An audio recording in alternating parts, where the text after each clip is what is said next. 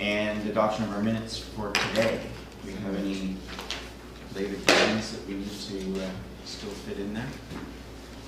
We've got everything covered. Steph? Yes. I don't, this was a meeting that happened on December the 19th. Sorry.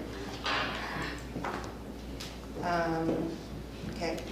Right? Yes, yeah, before Christmas. Yeah.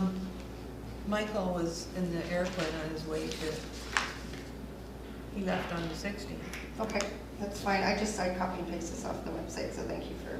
And had Kim Brooks resigned previous to this meeting? No, She did. not formal. Okay. Yeah.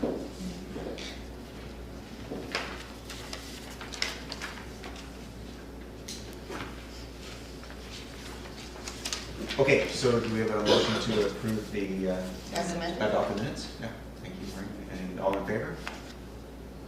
Okay.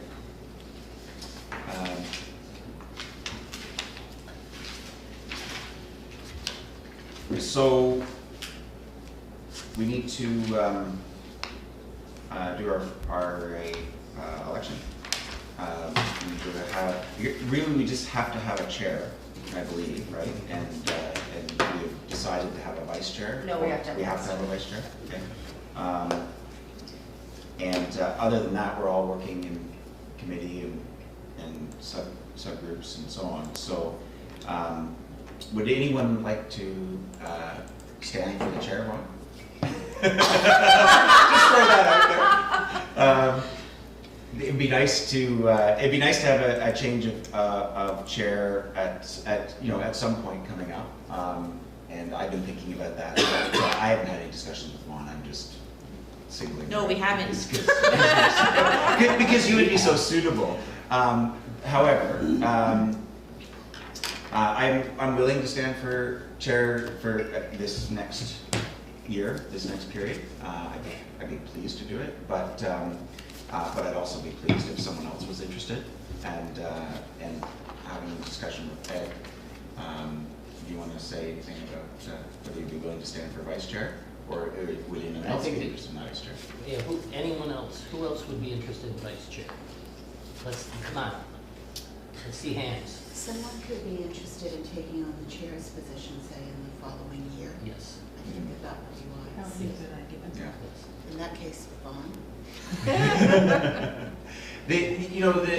The role of chair and vice chair largely, especially leaning on Steph for the administrative aspect of it, probably more so than what she would like that I do.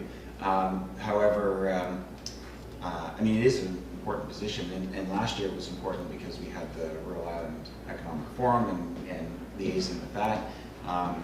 There's a really, we'll talk more about that, but I think that's an interesting opportunity. And then there are lots of projects that we have that are sort of nascent that could be led forward depending on what the committee's interest is, really, I think.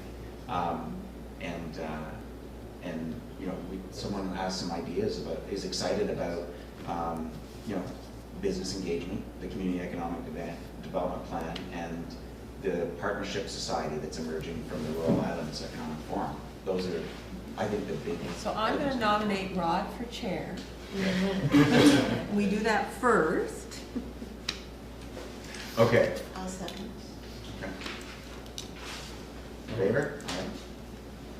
I'll stand for vice chair. And I'm going to, my next motion was to nominate Vaughn for Thank vice you. chair. Vaughn Lintold. Second. What's that? Yvonne Lintold. May I second that? Ed will second. Okay. Voluntold. Like voluntold, but. Oh, yes. Throw a Vaughn in there.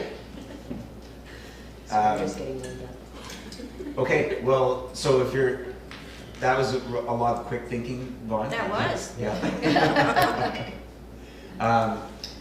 So, do we have anyone else who'd be interested in vice chair? I mean, not, put your name out there because you're thinking about maybe I would be in the future too. Ask me next year. Okay. Sounds good. Good. Okay, so then we have a motion and a second for Vaughn, Maureen, and Ed. All in favor? Okay. Congratulations. Welcome. Congratulations. Well, that was, Or sympathies. yeah, relatively Ready for lots of quick and emails. good. It was very painless. So then our schedule. So is this Monday morning works between the council meetings then? Is it the third Monday? No, it was the fourth Monday we Fourth picked Monday? this one. 'Cause Oh, right, because you want on the same day, okay. Same day, You you can don't do mess that. up another Fourth Monday. Mondays? Yeah. Usually, yeah, What is usually? unless something comes up at work. Yes. Okay. Yeah, so it's. She's not teaching them that morning. let's Okay, put it and that no way. Metro or main parks. No, no. Does everybody, Fourth Monday of the month at 9:30. you guys okay with that? Mm-hmm. Yeah. Okay. Okay.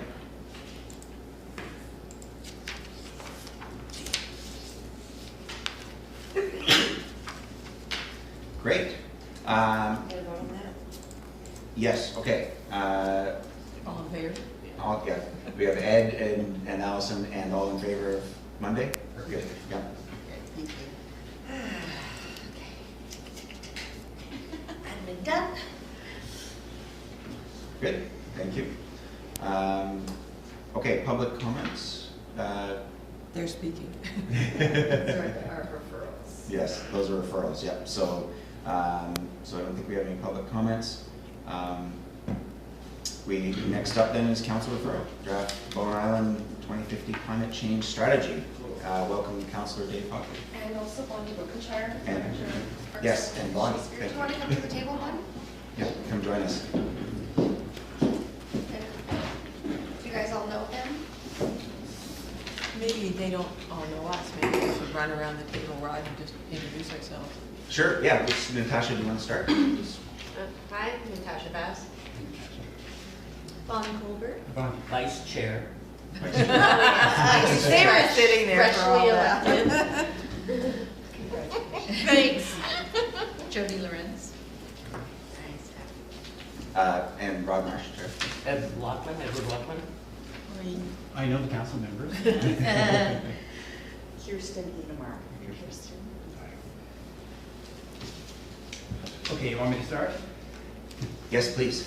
Okay, so I'm a member of the Environment and Climate Action Advisory Committee, as is Maureen, and we started working, I guess, in the summer, recognizing that climate change is really a serious issue, and that there's some new science on that, and that we need to refresh Bowen's climate change plan. And so this is work that came out of that committee, and I've now been presenting it to all the array of committees, and I think you're the last one. I'm not sure.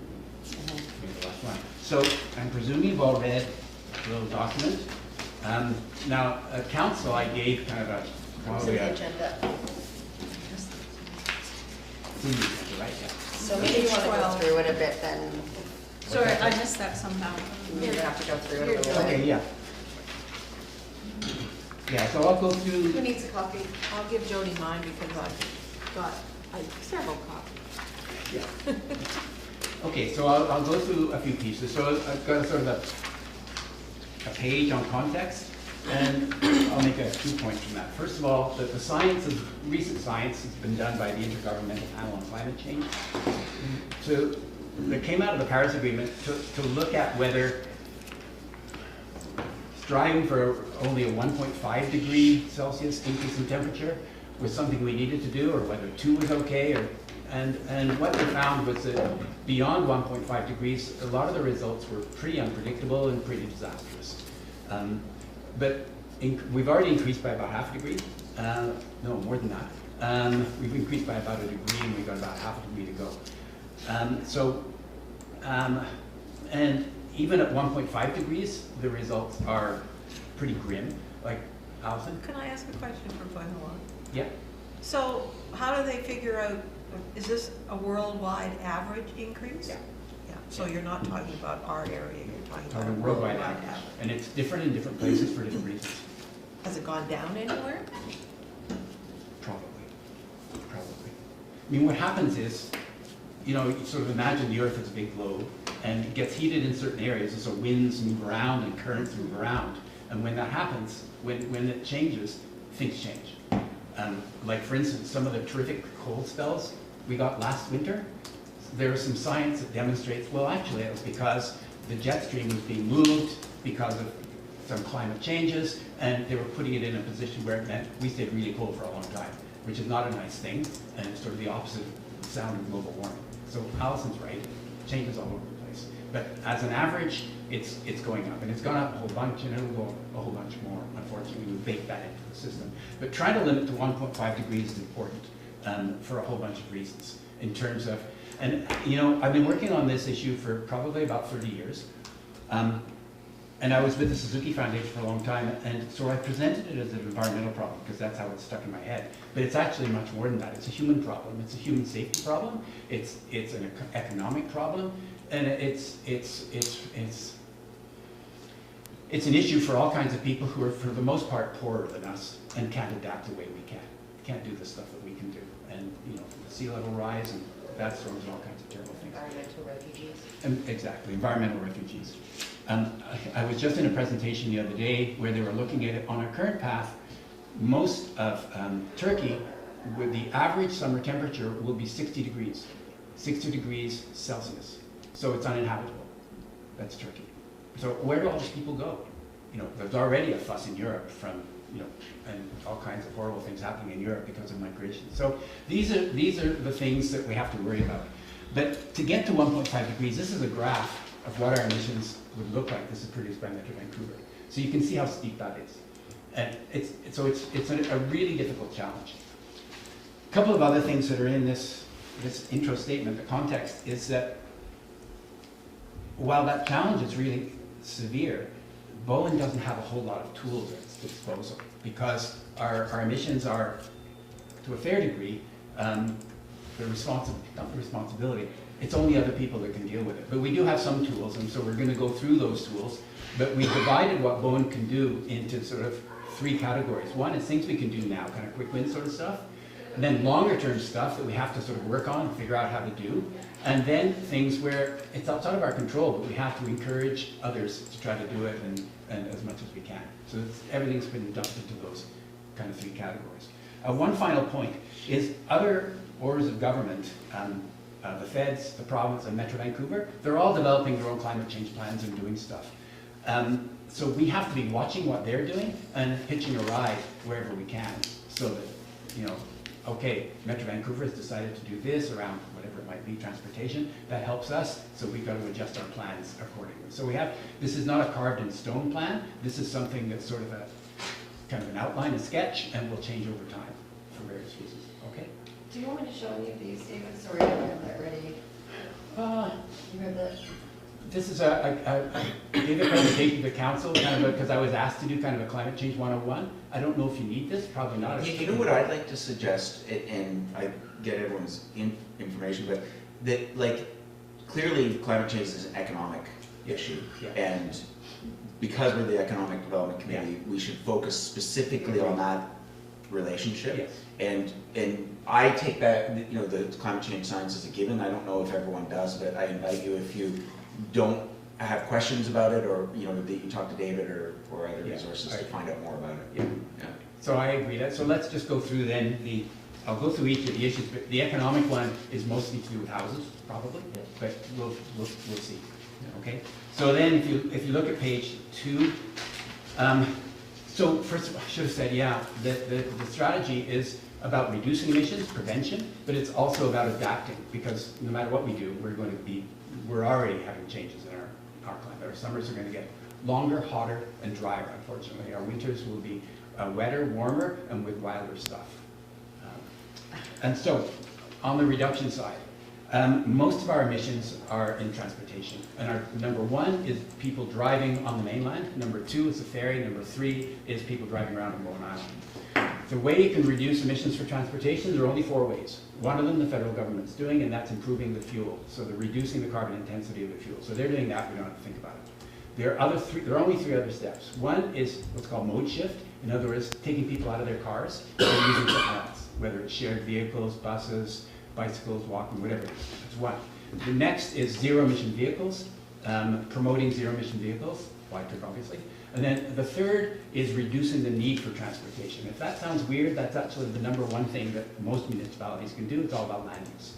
And it's moving from a land use, from a Canadian perspective and a BC perspective, it's moving from a land use perspective that's sort of all around kind of suburban sprawl to moving things together so that you can do more stuff near your home and not have to drive everywhere to do everything. So those are the three things you can do. How do we do those on Bowen? So you can look at number one, to promote a shift from single occupancy vehicles to alternatives. These are a bunch of things that BIM could do. And there's some quick wins. The one thing in there that might have an economic perspective is set a conservation development policy for new developments that cluster homes near transit routes and facilitate the growth of shared transportation solutions. So this is an impact on development itself, changing development. That requires an amendment to the OCP, correct? Not really. Not really? No. Okay. No, the OCP mentions a lot of that kind of stuff. It's a refinement in some ways. Okay. So right now, so that was another thing that I was charged to do. And so it went to the APC, the Advisory Planning Commission, and a subcommittee of that worked on a conservation development policy, and that's doing the rounds, just like this is, of the array of committees.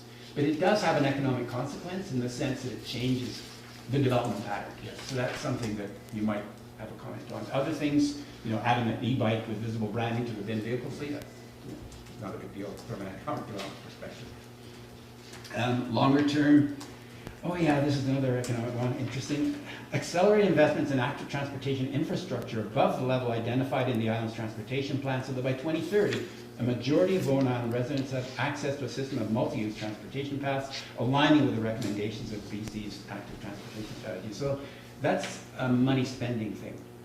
So that's an EDC thing to some degree. It's municipal money that has to be spent to build bike paths in as many places as we can. It's expensive and hard with our narrow little roads and where we don't have the right, we don't even own the transportation route in many places. And then the support and advocacy, working with TransLink BC Ferries, I don't think we need to talk about that so much. Just sort of look at that point. Can I just ask, what about the, some advocacy involving BC ferries around, Yeah. isn't the number one thing the ferry itself? Yeah. About getting electric ferries? Yeah. So I didn't say anything That about would that. make a That's in the huge two difference. bullets under support and advocacy. It talks about that one. Work with TransLink BC Ferries and community organizations to ensure residents traveling beyond. I guess this does have an economic development. Yeah. Beyond Horseshoe Bay have reliable, convenient alternatives to the private vehicle through expanded for passenger marine and express bus service. So actually it does have an economic development. So I was commuting all the time and I started riding Peter's bus. It saved me 2 to 3 hours a day. So it changed my life and it probably made my home more valuable because somebody could buy it and knowing that it's easier to commute. So, No, I'm talking about asking BC ferries We to do it put all an the time. electric We ferry do it all on. the We time. do, and the new ferries they're building are Yeah. dual and they're electric. Yeah. And Well, they we were- do- They're And hybrid they'll- diesel, Yeah, actually. but they They're will hybrid be able to, if you read all the documentation, once they've got the electric charging stations, that's part of the hassle. They can't charge them in a lot of places they go to. I'm just saying, I just think it should And be an then- ongoing pressure, because Well, ultimately once- that would make a once- huge difference, Once right? the electric charging facilities are there, those diesel engines can be removed and the battery packs can be put in. David, so let's go ahead with Tasha and then I'll comment. Yeah. What about electric charging stations in the code for Yeah. electrical cars? That's in number 2. Yeah. And There. it's also been discussed and the placement has been Yeah. essentially decided. It's just Okay, so to it's come. a tech. Yeah. Okay. I want to make some broad comments and I'm wondering if these connecting points might be quite valuable for municipality and for where we're going forward. And that is, in our discussions at the Rural Island Economic Forum, where we have 18 different island communities participating, the tone was very much accepting of climate change, talking about resilience, which is of course baked into community economic development and sustainability of our communities and economic opportunity and how to foster that in that context and in that environment. And one of the things that became clear was particularly with people attending, for instance, from the BC Rural Centre and other communities at provincial and federal levels, is that as a sort of an economic region, that our rural island communities are somewhat unique in that although we're impacted by climate change and potential, we're also somewhat different in the way that we look at things. as individuals, we really value community and the environment. You know, those are our core values. It's, we found in Bowen, and we found that that was shared with each one of these island communities. So when you say reaching out to regionally, you know, and following what's going on in Metro and taking advantage of those things, but also developing a regional economic strategy for our island communities specifically is something that's really being talked about already in that context. And so I think that's one area that we need to be going towards with looking at how do we integrate regional, national initiatives and so on. So I think that's a really good point, Rod. Are you thinking of a way, something I could add here? Well, No, I was trying to think. there's one area that really stood out, Okay. and you touched on it, and that was reducing through reducing carbon usage through people not needing to move Yeah. for work. Yeah. I don't know Okay, exactly so how let you me, said that. I think that's, yeah, let me finish the 3 transportation ones, because Mhm. the other 2 are really quick, Yeah. because the number 3 is exactly that. Okay. And that kind of fits into some of the island things. So let me, Yeah. so really quickly, number 2 is to encourage transition to low and zero emission transportation. So quick wins, okay, this is economic development. Require all parking spaces in new multifamily homes to have access to an adjacent energized outlet capable of providing level 2 charging. So it's, in other words, if you're gonna build a townhouse right now, you've gotta provide the wiring for level 2 charging. You don't have to, level 2, that means like your dryer, your electric dryer, that big thing. You don't have to actually put the plug there, because hardly anybody in those townhouses is gonna have an electric car, some might, but you have to have the wiring, because obviously putting the wiring, you don't wanna be retrofitting and putting the wiring in later. So that's it, you know, so any developer who's just thinking, I thought if Wolfgang is on this committee, he might have a comment on this, thinking of doing something, that's something they gotta do. And then number 2, ensures their capacity for level 2 charging and at least 1 parking space for new single family homes. So it's putting in the wiring. Do you know what that would cost? I think, no, I don't, but I don't see why, it's like. It's putting in a dryer circuit It's putting in in a- a new construction, it may be a few $100s. Yeah, Just because it's more expensive wire. Yeah, you have to have a heavy cable and Yeah. breaker. Dave, I think it might be useful to the extent we can, Dave, to maybe attach some dollar values to this. Because Yeah. somebody might look at that and think, oh my God, get one more cost. But if Yeah. it's a couple of $100, Yeah. that is no big deal. David, you changed the wording for the one that I've got in front of me. really? You said I thought adjacent. that was stuff that was already required provincially. I don't know, so maybe I've got, I have an early one in my hand, I'm sorry. Oh, okay. Yeah, so actually looking at this one, I went to a clean sheet so that I could differentiate comments, yours comments from everybody else's, but it looks like I grabbed an old one. And I'm not jumping the gun here, I mean, we're focusing on transportation, Yeah. but there's other emissions, for instance, people doing fire heating with wood, which is. We'll get the houses in a second. Okay, thank you. So then, on the longer term, look for opportunities to develop fast charging stations on Bowen to support the introduction of heavy duty e-vehicles such as buses. Fast charging, that's really expensive, and we're not gonna put it in right now, but over time, we'll need to do that, because if all the school buses switch to electric, they need fast charging. So that's over time, something that needs to be done. And then, yours, Vaughn, publicly call for BC Ferries to continue transitioning to a fleet. So, Right. okay. Then the last one, to Rod's point, number 3, to reduce the need for transportation both on and off the island. Then good, quick wins. Then the first is developing an on-island composting system. Like right now, our compost goes to Pemberton, and then I buy compost every year for my garden, and it comes from God knows where, way out there somewhere. I'd love to be able to buy it on the island. And obviously, that by being a community that can do more for itself in terms of composting, it obviously reduces emissions as well. Second, Bonnie, you- I just wanted to say Yeah. that there's a feasibility study that's been completed, and we're gonna have tentative date for committee of the whole is February 10th. yeah. To present the findings of the feasibility study on composting. This was another thing that was on my plate as a councillor, was a composting thing, and it's been really fun, working with a super consultant to figure out for us. So that's coming along, we'll be able to comment on that. Are we measuring the GHG for the composting? Yes, Well, that was That was a little right. add-on after, so Yeah. we've got that Yes. analysis Yes. as well. And then second, facilitate the development of an on-island healthcare center. And then a community center. All these things, you know, can reduce emissions because you don't need to go in town for your entertainment if you've got some things you can do here and so on, and same with healthcare. Like, you know, my doctor's in Horseshoe Bay, others have them all over the place. And then finally, this is an interesting one, revise planning designations to encourage the development of shared, fully serviced office space in Snark Cove.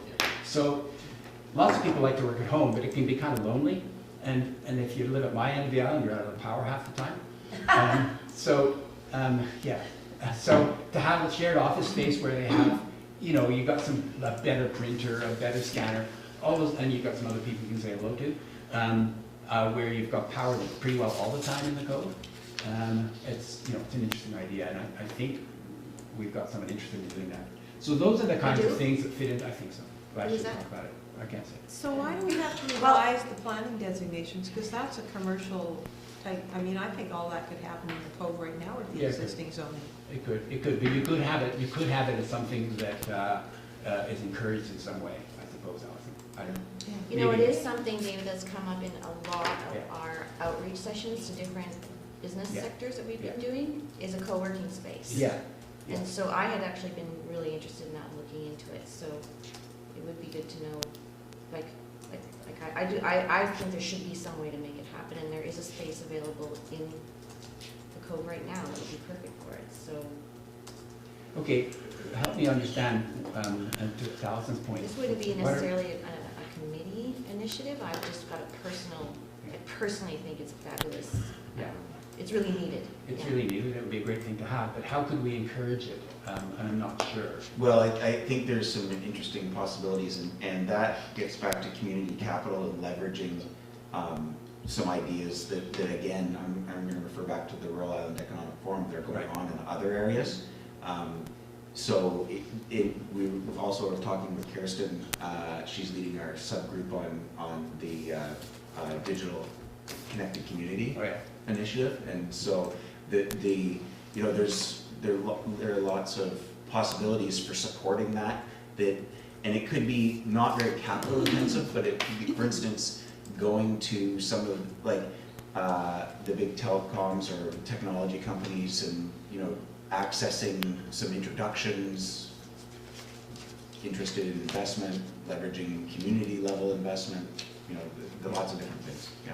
So those are all things that your committee could do, the subcommittee could do. Is there anything that municipality could do to facilitate, make it happen faster, to? I don't think there's any other than, you know. But it's not prevented business by license. I don't think the zoning for this, Right. having researched the zoning and the land use for. It would just fit under commercial. Yeah, as long as everything in Snug Cove is zoned commercial, so there's not an issue, and I don't know.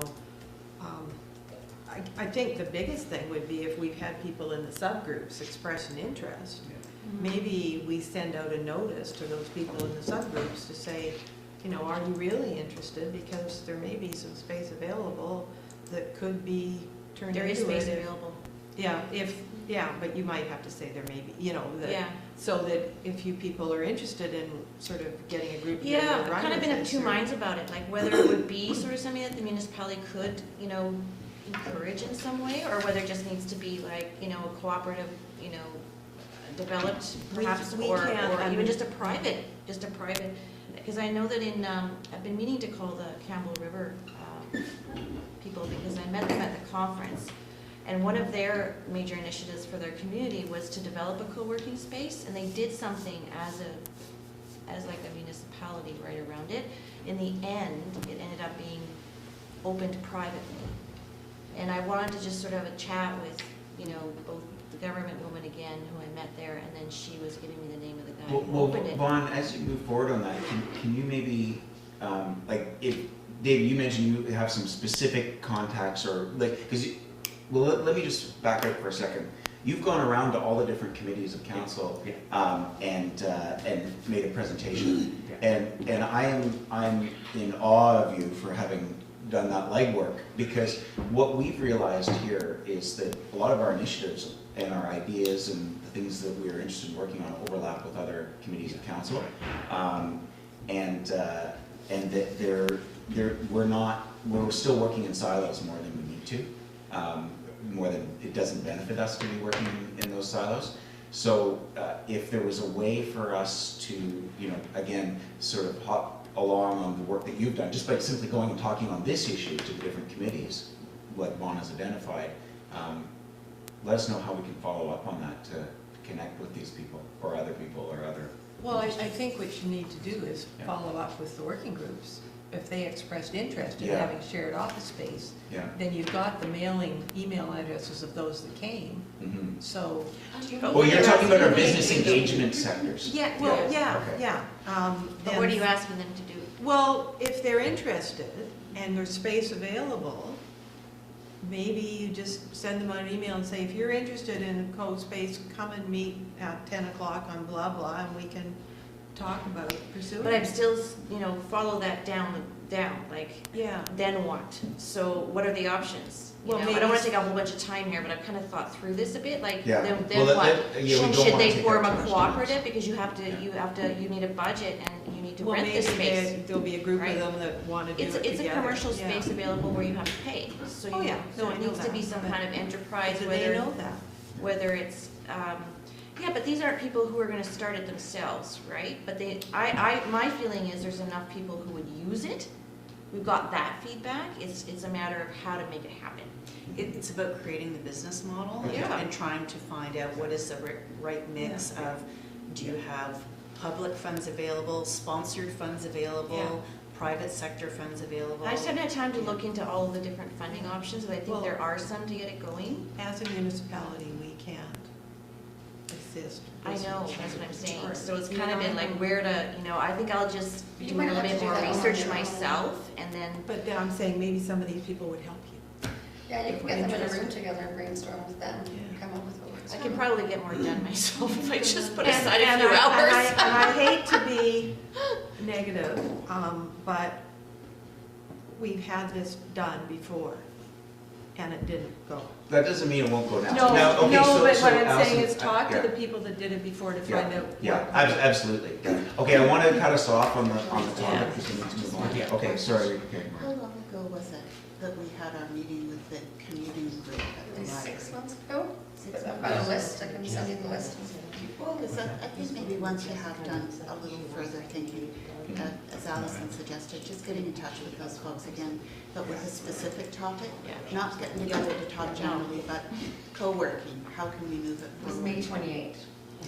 Okay. Yeah, Phil Gregory's. Nanaimo has one, so it would almost be worth it just to investigate, and you mentioned Campbell River, just to. Yeah, I'm curious about that. They're also, Campbell River's big on the whole, the other summit, the Provincial Economic Development Summit that's coming up, looks really interesting, and they've got a whole bunch of initiatives they're talking about there, right? Okay, let's let David finish his. I guess the only, I mean, I think this is a great idea. I love listening to the conversation about it, how important it is. But you need a business case, because somebody's gonna have some space, and they could turn it into a pot shop or whatever. And if they're gonna do something different, That's where the zoning comes in. okay, if they're gonna do something different, they need a business case so they know that, you know, okay, it's better to have this than something else, or I can afford to do this. But back to this, if it's not revised planning designations to encourage the development, like, what's the municipal role? I don't know what the municipal role is. It's because I want to keep it in here, but I don't know what. Well, if verb to use. having a code shared space is something that will help economic development. Yes. Then it sort of falls a little bit into this committee's So realm. my feeling around that was that if somehow a group of people could get this co-working space going in a modest space that's available now in the Cove, then perhaps the municipality could be acknowledge the importance of it, and in doing their RFPs and for planning for the next chunk of land, the lot, whatever, one, you know, then that could be like, yeah, okay, so if that, a bigger facility could be done there, keep that in mind and make that, you know, possible in the zoning or whatever. So maybe you change it for zoning future lands. That's all the code periphery. Huh?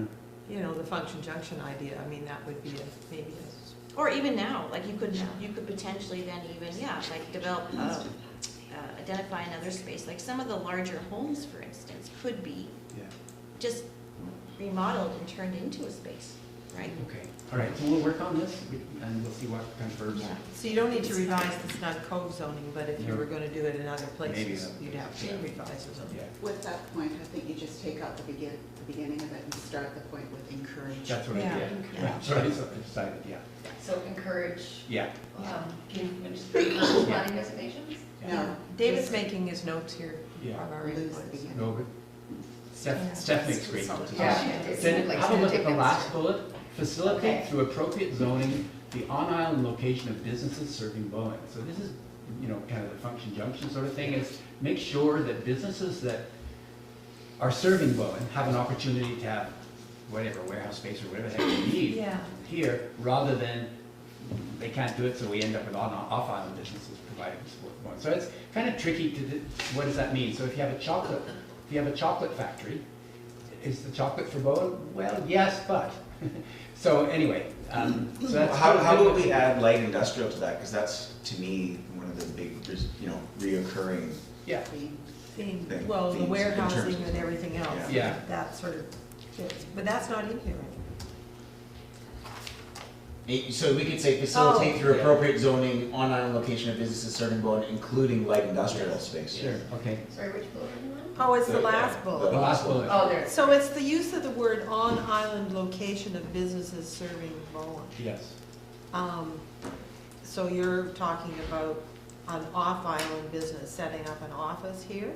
no, it might be, but it could be an on-island business and just has trouble expanding and taking off Okay, advantage of the so then,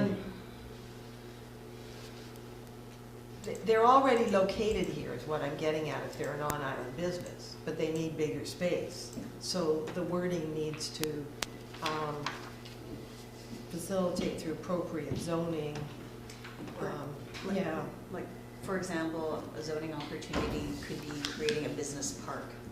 well, we had the function junction, Yeah, we already have zoning down on lot one down on here. lot that one could do for that, somebody Yeah. just has to pick up the ball and build it.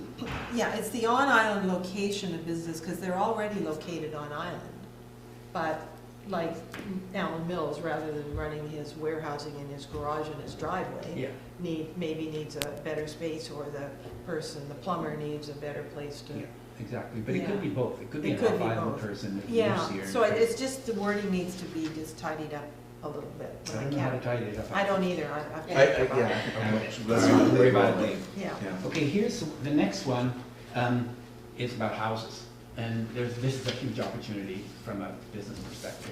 So to increase the energy performance of buildings, BIM could, and it's just all longer term here, because we've already moved on the step code.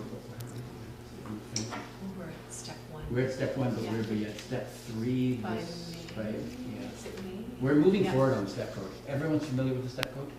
Yeah, okay. So are we providing training for the on-island training for the Well, builders? this so they says, know work how with to the do it? construction industry to prepare for higher levels of the step code to achieve Yeah. net zero and so on. So it means that. So Greg did his first workshop, Yeah.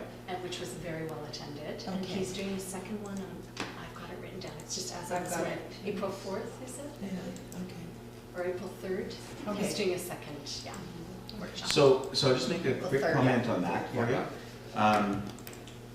you. Being involved in the industry and specifically in energy efficiency for a number of years now, that it takes a ground-up approach or a multi-pronged approach. So the consumer, the homeowner or the property owner has to be also educated, and it's important that the trades get educated. I understand there's regulation that can come in, the step code structure is there, but I think another thing the municipality could do is educate homeowners. You're right. Specifically, because Yay. because if the homeowners know that they want energy efficiency as part of their renovation, then the contractor will provide that. It's a difficult conversation to have the other way, because it's adding cost mainly if it's not valued, Yeah, they're not gonna want it. exactly. No, it's a really good point, Rod. And I'll come up with some words, encourage, Educate homeowners. educate homeowners. I don't like educate because it sounds so top down. But Inform. anyway, that's not good. Inform. Inform. So work with Metro Vancouver, the province of BC.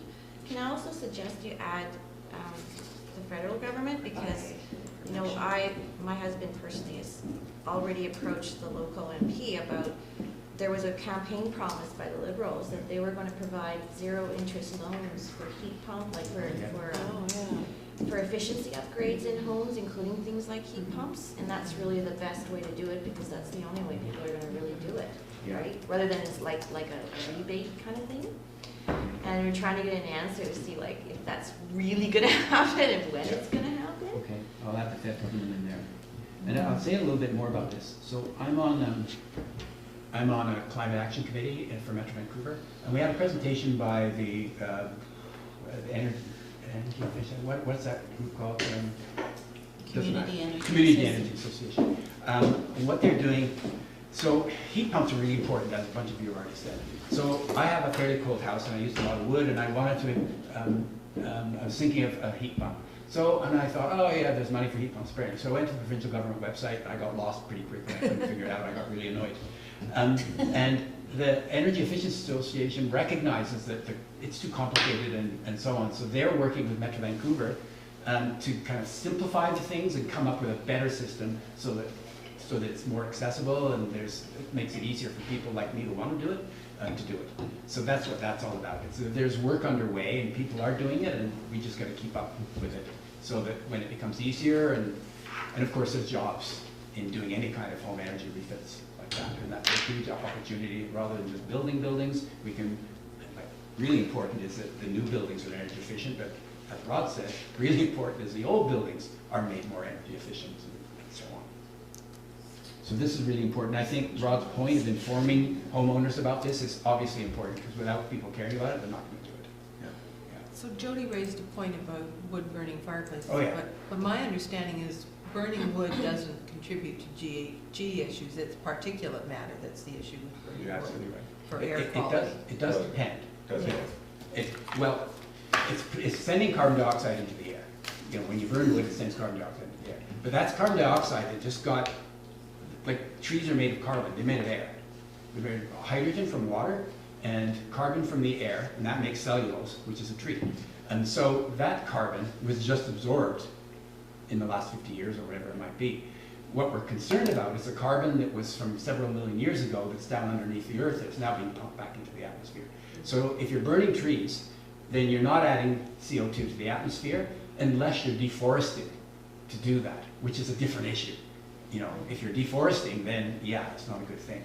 So yeah, you want an efficient home, but if you're burning wood, it's better than burning gas, basically. But it is a particulate issue, and you want to have high efficiency, and there are programs to encourage that. So, Jody, does that answer it? Yeah, no, that's fine. But taking what you were just sort of saying about deforestation, Yeah.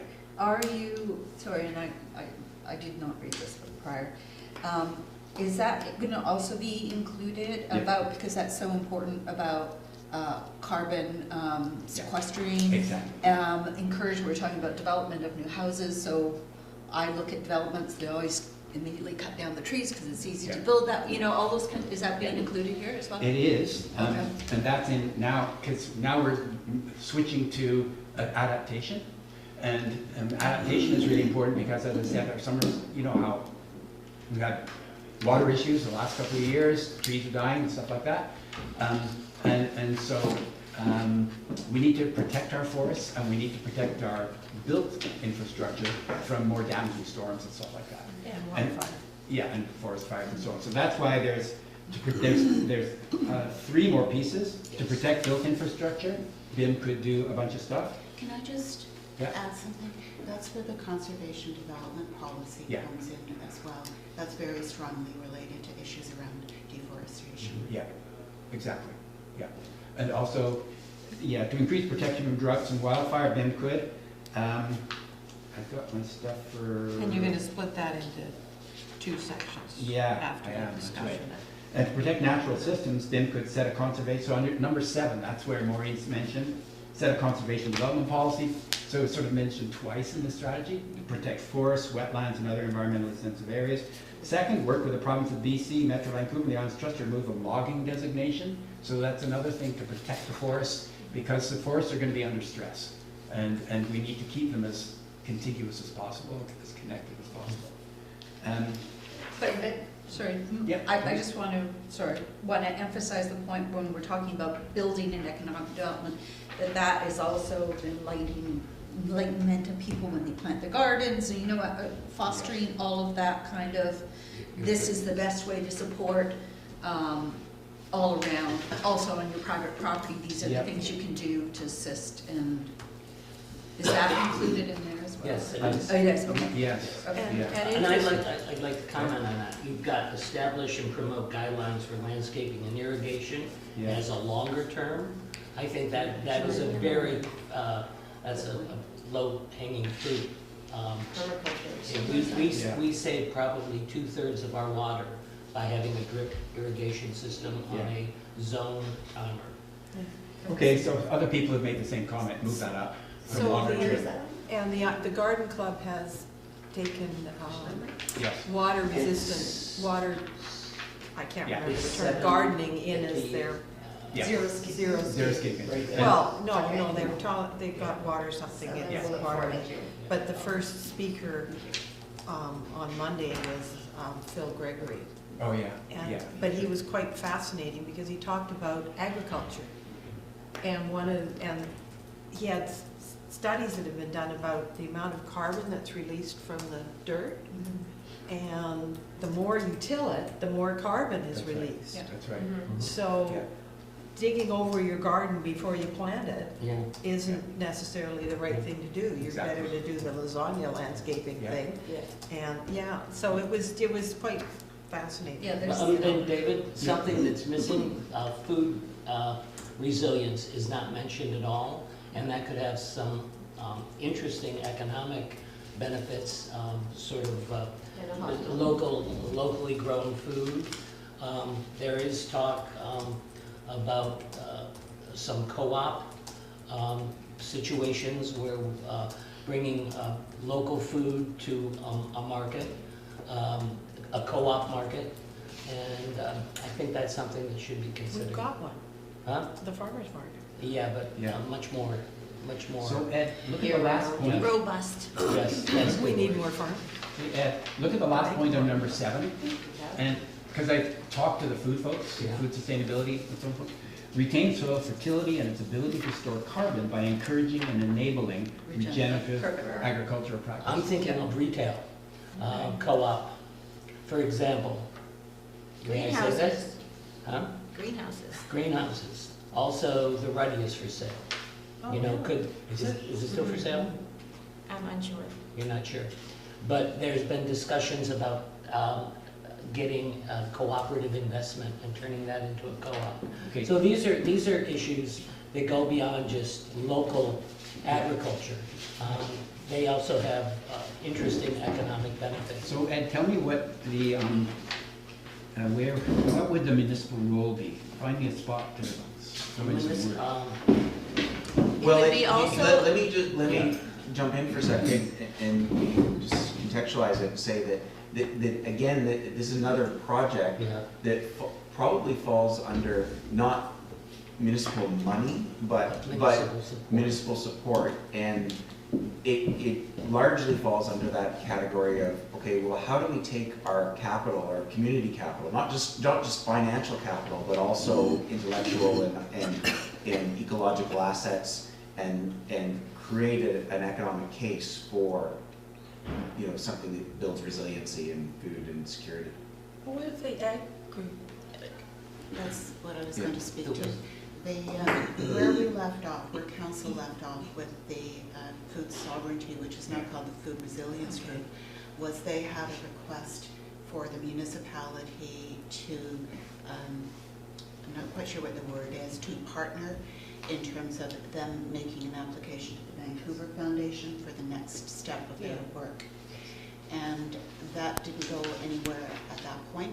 but I'm bringing it back to the strategic planning session to ask if it would be possible for the municipality to have some sort of connection there, because we have, in other circumstances, Birch in particular, we have said that we are effectively partners with them.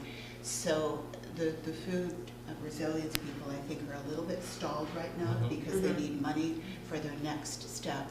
And the step that they wanted to take was to partner with the municipality so that they could carry on with their work.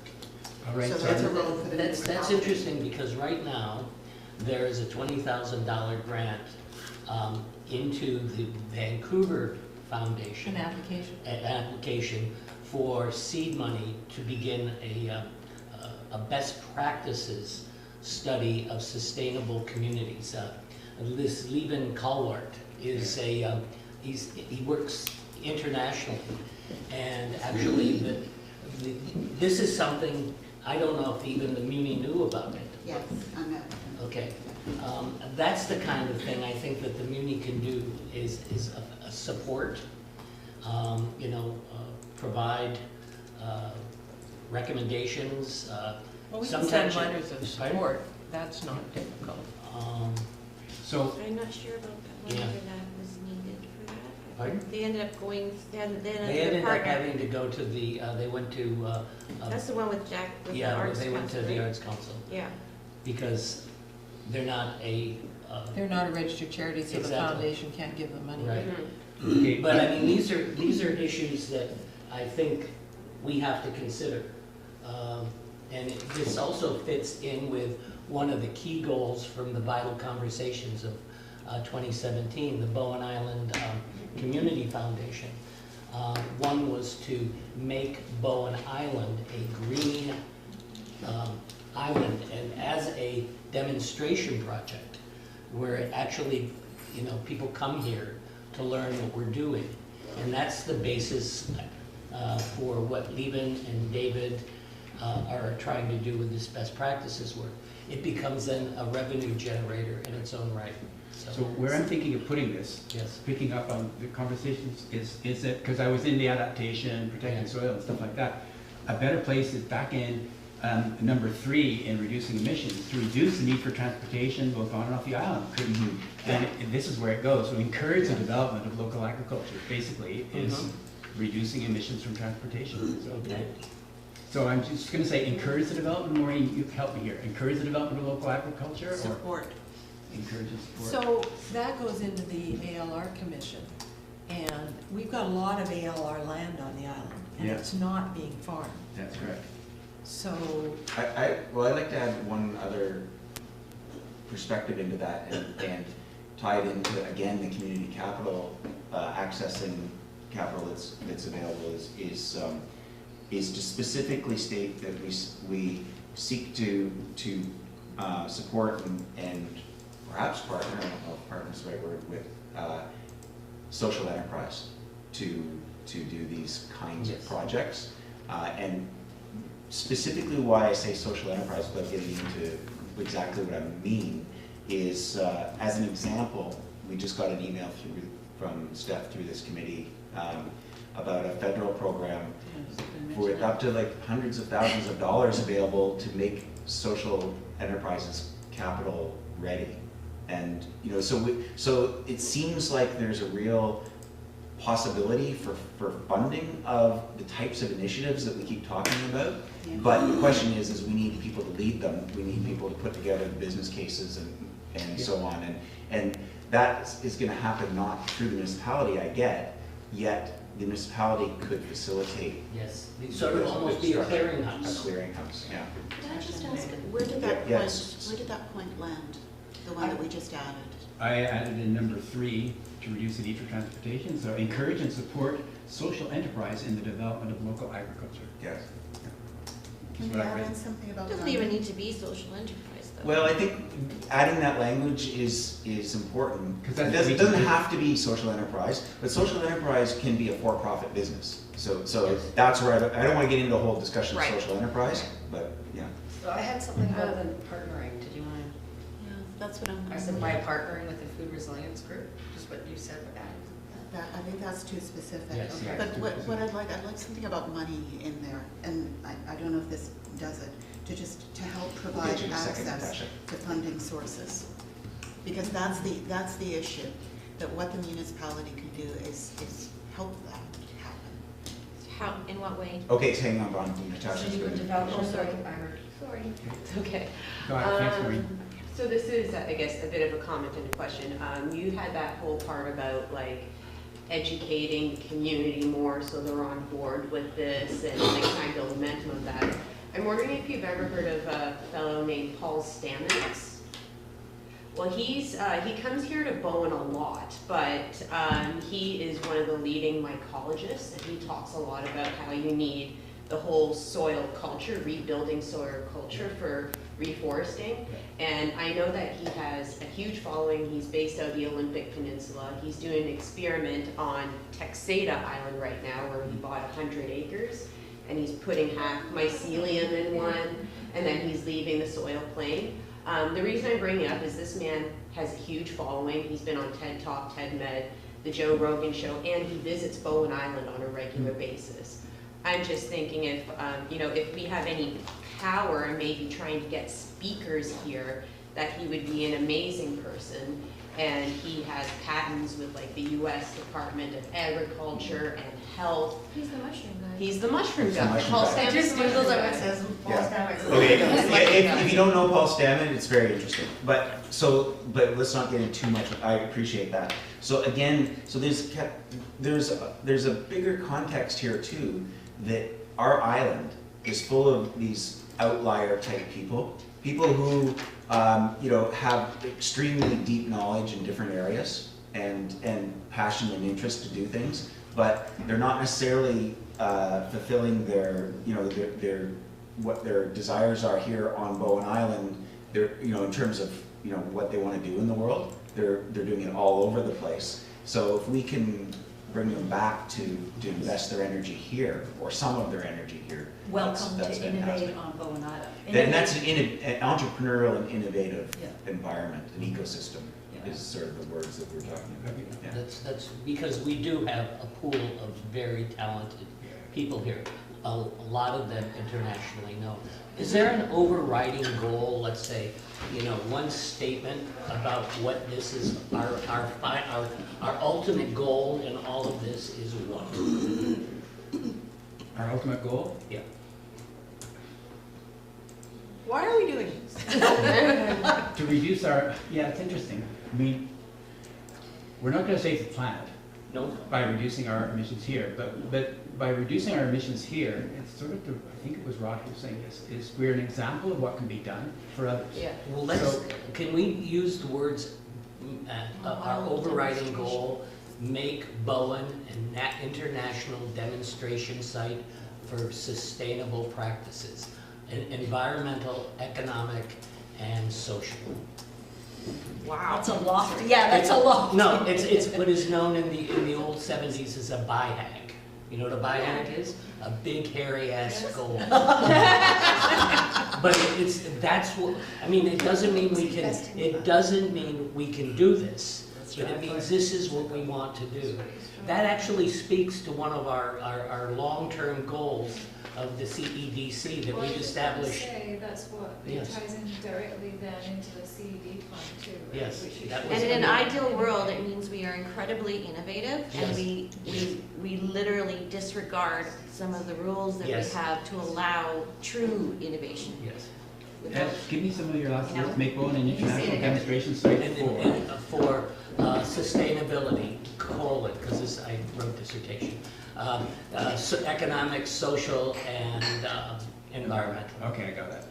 And Ed, can we add in the context of rural islands No. of BC, the region? No? No. It has to be Bowen, just Bowen? No, well, we could, that's where Yeah. that's where our mandate is. Okay. Yeah.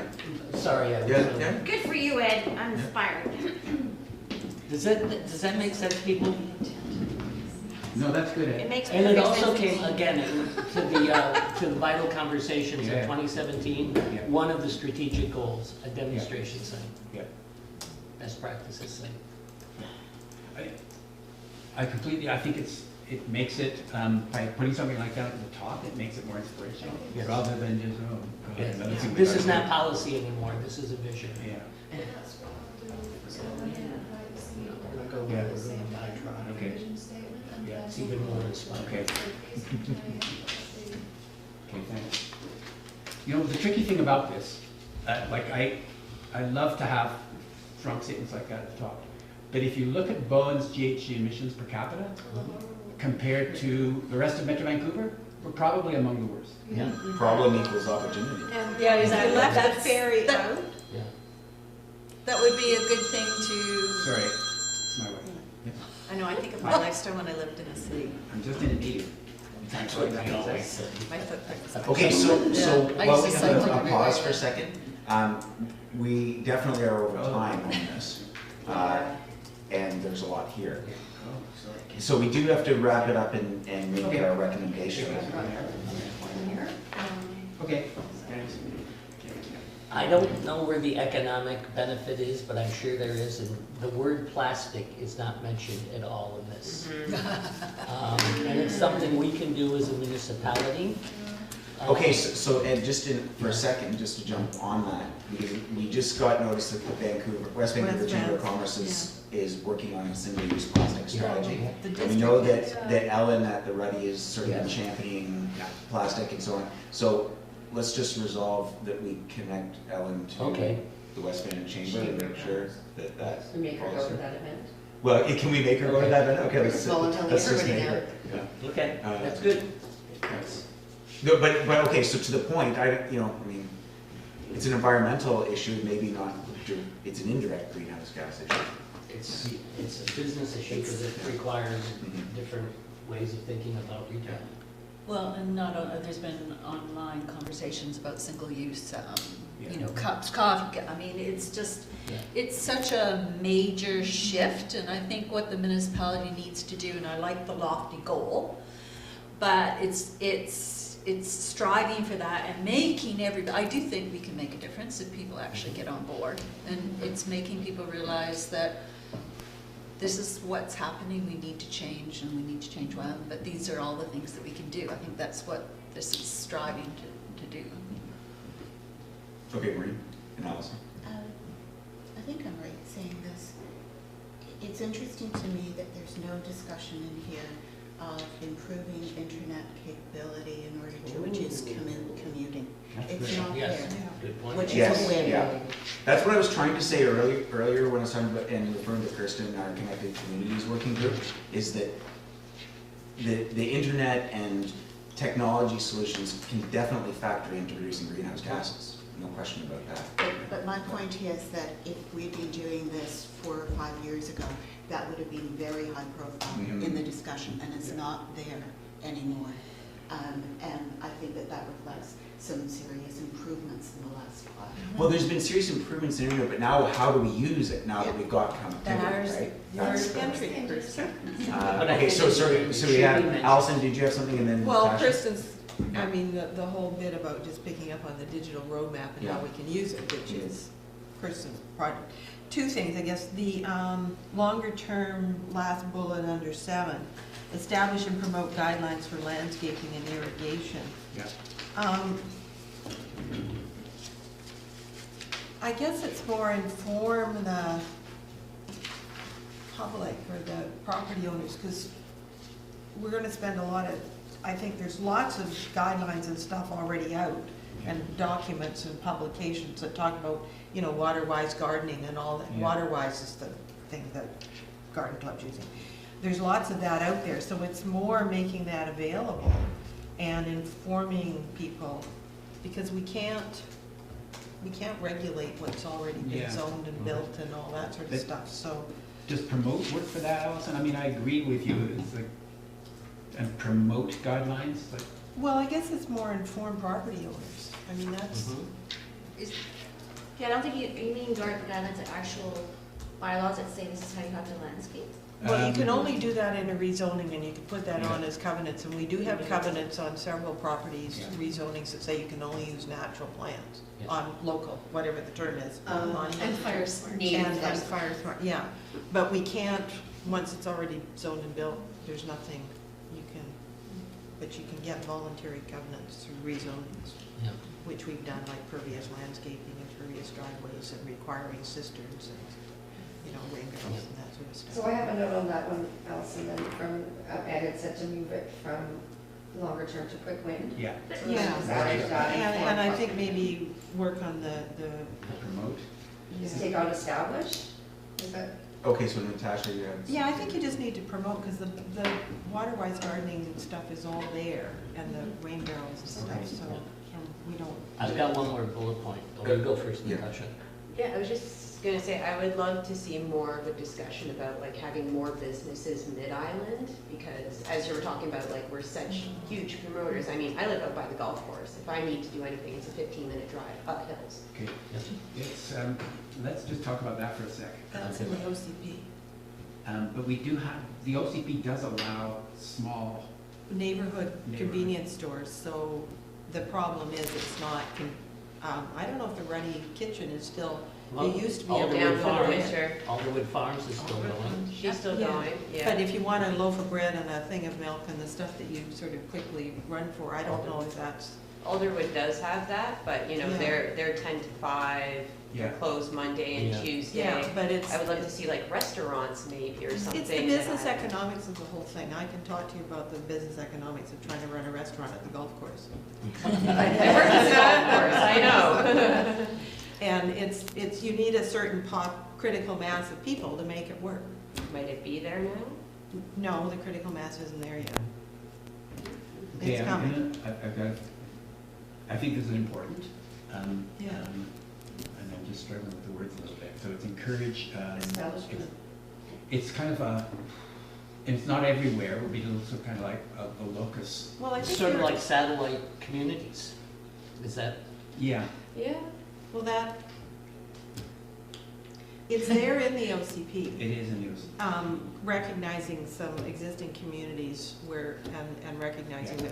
that small neighborhood convenience. But as I say, it's not that we've not done it. If you want to go ahead and set one up, go for it, but be prepared to throw in $30,000 a year to keep it going. Do you know, just, I think that's probably very true. Yeah. I know we're Yeah. constrained for time, but another idea is that some neighborhoods, mostly in the States, where you allow people to open up their houses to do their own restaurant every Friday. Mhm. You know, so instead of somebody opening up a big restaurant, Cool. then it ends Yeah. up being a neighborhood restaurant. Pop-up restaurant. That I would do. Are you So- going to Costco Yes, in no, the garage? yes. Diapers and There were some razors wonderful on places in Sunday? Vancouver. Costco in the Pardon? garage. There were some wonderful little places Yeah, in exactly. Vancouver. So, Yeah. I mean, that's something that we could do, Yes. because it would at least allow somebody to then see, is there actually a business case? I live in Blue Water, so I feel you, like every time you want to go out for dinner, and, you know, if you want to have a glass of wine, you know, sorry, you can't go. There's no taxi really, and there's no bus, and so what are you gonna do? There is a fellow doing food delivery now. I don't know how that will make. You mean the make restaurant sense. food delivery? Yeah. Yeah, I saw it. Okay, so Ed is one more I've got point, one and then more we point. better wrap up David's. For his section. increased protection from drought and wildfire. Yeah. Something that can happen today is engage Jen McGowan and the Emergency Executive Committee. Because a lot of these things. We've already had a look at it. You have. And we've Yeah. made suggestions that it's going to be split into Split. two for Perfect. starters. Yeah. Okay, Yeah, one for Perfect. drought Yeah. and one for wildfire. Yeah. excellent. Yeah. Can I add one more thing, and I Yeah. don't know where we are with that, Yeah. is that the municipality can maybe pressure the provincial government. I understand, for instance, gray water, composting toilets, all the, can the municipality ask them to innovate and allow that kind of thing that would Yeah. help communities that are rural like ours? Well, the Great Rural Waters island for anybody, communities. rural or otherwise. Yeah. Because, I don't know, but I've heard that that's The building the code is the problem. hang Yeah, up. the building code. Just Yeah. got some information, I think Maureen's gonna bring that up. yeah. I asked Daniel to check in with Vancouver Coastal Health about this on behalf of the Environment and Climate Action Committee. And I can send you the reply. The gist of it is that there is a manual, and this is from Vancouver Coastal Health, they're saying he would not call this accessible literature. Composting toilets, although technically permitted in BC, are not recommended as they're not practical. He goes through the list of what you have to do to put them in place. We therefore recommend that traditional on-site wastewater system be installed and that composting toilets be added if so desired by the owner, but they should not be relied upon. Separate stream for disposal of grey water, not permitted for domestic reuse. For non-potable use, it can really only be used for the subsoil irrigation of non-food plants. So there are lots of limitations on what you can do with this.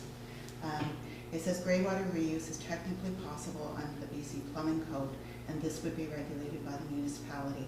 The challenge is achieving adequate treatment and monitoring the final treated water quality. The City of Vancouver, a progressive municipality, does not allow grey water reuse, only rainwater reuse. So that's a really clear statement from Vancouver Coastal Health, which would be the key player involved. And this is an email from less than a week ago. Yeah. So we have been following up on it, and we're not getting any different information. I would suggest that anyone who's interested in having a compost toilet on Bowen Island, talk to someone who has had a composting toilet on Bowen Island, and see if it really actually is what they think it is. And it's interesting to note, because I got a very similar response from Mark Letition back in May of 2018 when I asked the same question. Yeah. And he says in here, Vancouver Coastal Health recommends against composting toilets where a conventional system is possible. They're not really practical and run into maintenance. Okay, anyway, we don't need to talk more about And compost then toilets. grey water, same thing.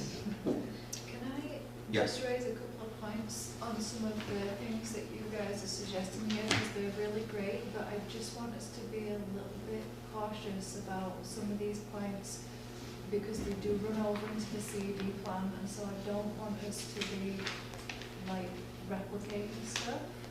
So I just want us to be a little bit cautious about like making suggestions where they really should be in the CED plan versus other plans. Well, this is another document, so somehow you're going to have to link the two. Well, we do need to link them, but like, I just don't want us to be replicating work, because that's not.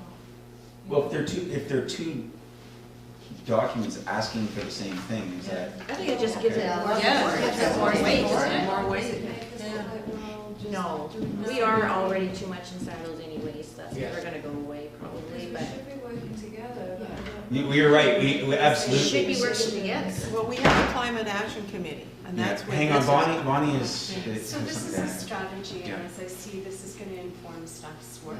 So also a lot of the points will be sort of brought over into our climate our community emissions and energy plan, and also maybe inform your economic plan, and also to any future iterations of the OCP. Yeah. So this is a strategy, and staff will have to break out and find how we detail implement each point. So definitely this will inform all of our work as staff. So it will be sort of, I think, helpful. Yeah. It will inform your plan. So do we need to then reference in this strategy document, the community economic development plan, which is being?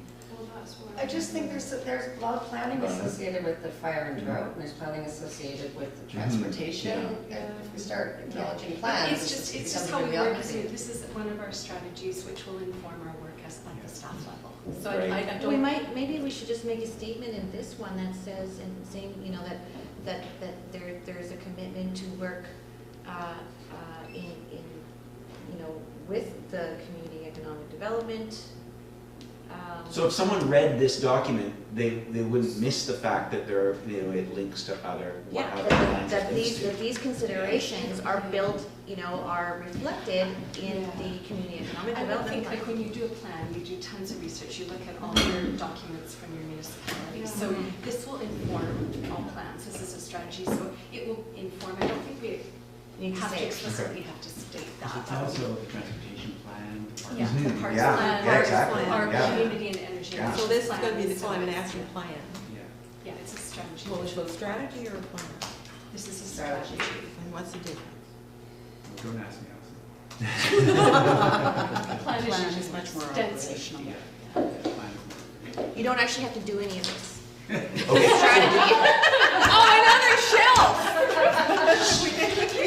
So David, have we got through what you Yes. really wanted to? No, it's very good. It's great feedback. Really interesting feedback. Interesting, actually, is, so this was the work of the, Climate Action Bylaw Committee. And in all the places we've gone, it's been made stronger. So that was really nice to see. Thank you. Do you guys want to review? Can we review this and do a little vote here for your report? What's that, sir? Review and vote? Yeah. Oh, Okay. Committee support the, do you want me to read that out loud or? Yeah. Okay. That dollar values be added to relevant recommendations such as the cost implications of including level 2 vehicle charging wire installation in a new house. Section 3, bullet 3. It wasn't new houses, actually, it was. New builds? Why does leave out, yeah, it's new builds would be, or renovation. no. No. Section 3, bullet 3, quick wins, delete, revise, planning, and start with encourage the development of shared, I can, you know what that means, David? Yeah, I know what that means. That's Okay. everything. Section 3, bullet 5, in long term, add including light industrial zoning. Section 4, add a 4th bullet, provide information to homeowners regarding step 4 requirements Yeah. and benefits. Okay? Yep. Section 7, bullet 4, move, establish, and promote guidelines for landscaping irrigation from longer term to quick wins and take out establish as they already exist. Yeah. Good on that? This one was discussed a lot. Add a section on food resilience, which acknowledges the economic benefits of locally grown food cooperatives and farmers market, and recommend that the municipality partner with the food resilience group, but that never really landed, I don't think. Well, it did, right there. But then it, so yeah, encourage and support social enterprise and the development of local agriculture to help provide access to funding sources. Needs tweaking, but. Don't worry, we can fiddle around with words. So I'm deleting all this. So we're not partnering officially here in this recommendation. I'll take all this out. No, don't talk about No. it, because the piece about the economic benefits of locally grown food Okay. products, Yeah. farmers markets, that's new. Okay, Yeah. so we'll just, you can incorporate the way you see fit, David and Bonnie. Use the words to make Bowen Island an international demonstration site of best practices for economic, social, and environmental sustainability. And I would just call that an overriding goal Okay. or something. Yeah. May I ask, if you change sustainability to resilience, does that change the meaning? I believe so. Do you think it does? Yeah. Yeah, because resilience is a bounce back and sustainability is. No bounce in the first We place. don't Yeah. know. And specifically when we're in our economic development committee hats, when we talk about resilience, we're talking about business and the economy carrying on in the face of dramatic change and how quickly we're able to maintain or So that's resilience. pass resilience. Do you know, if we want it to be very inspirational or aspirational, maybe replace sustainability with growth. Like, we don't just want to make our economic viability, we don't just want to sustain. And grow the economic ecosystem, that's a word that. Yes, a phrase that- but also grow the Growth. environment. Like, it's not just about sustaining our Yes. environment, we actually want to add to our environment. We want it to be, we want to grow it and sustain it. Growing is a hard word, though, you have to be careful with Yeah. that. I Yeah. think thriving Community is might like, not you want it like to thrive, whether it gets bigger, Right. smaller, or Right. more intense. Do you know Yes. what? I think thrive is great. Thrive, yeah. Because I think we're all just a little sustainable Yeah. fatigued. And quite frankly, I think if it's going to be aspirational, we don't want to sustain. We actually want to thrive, or we want to Health, build. well-being. So then would we say Ideas. demonstration site Thrive. of best practices for thriving in Yeah. a, Mhm. Put thriving before economic. Yeah. But I think we need to keep sustainable in there. You can have a thriving Yeah. Ford manufactured Yeah. in 1925. The 30s Sustainably, was at the end. thriving. Yeah. Sustainable resiliency Just put them all in there. Yeah, okay. and growth. Yes, yeah, good. While we're doing. Community. Still No, community. Community is what you want community. Community? Yeah. Well, you've got social, that's implied. Yeah. And those are the 3 pillars of sustainability: social, economic, and environment. And culture. That's social. Okay. Culture is essentially culture. Okay, I think we're good. All right, yes.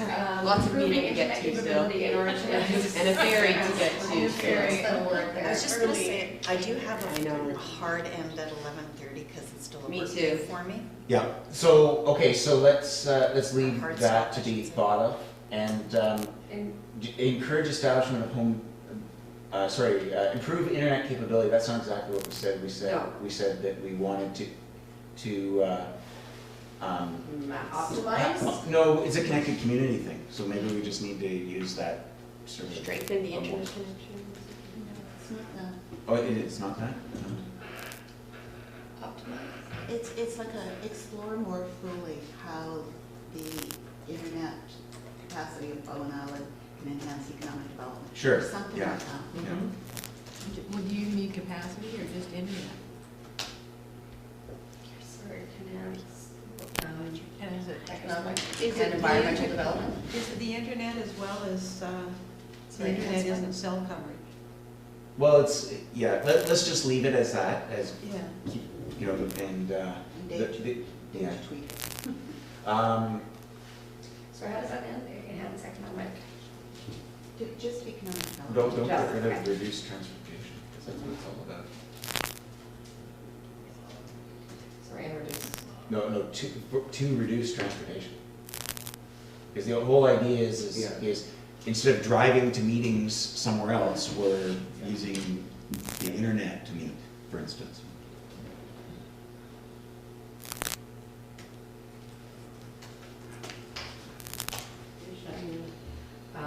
Disadvantages of economic development. Just Andy, Well, yes. reduce, how about just greenhouse gases? Don't worry about it. Yeah, I think that as long as we have the transportation part of it, yeah. Add, encourage establishment of home businesses such as pop-up restaurants outside the cove. It's a good idea, but it's coming out of the blue So much. in here, So what we were really getting at was having like little village satellites. But I don't know if we're ready for that right now, so. It's already covered in And there. it's Pop-up already in restaurants the might initiative. Yeah.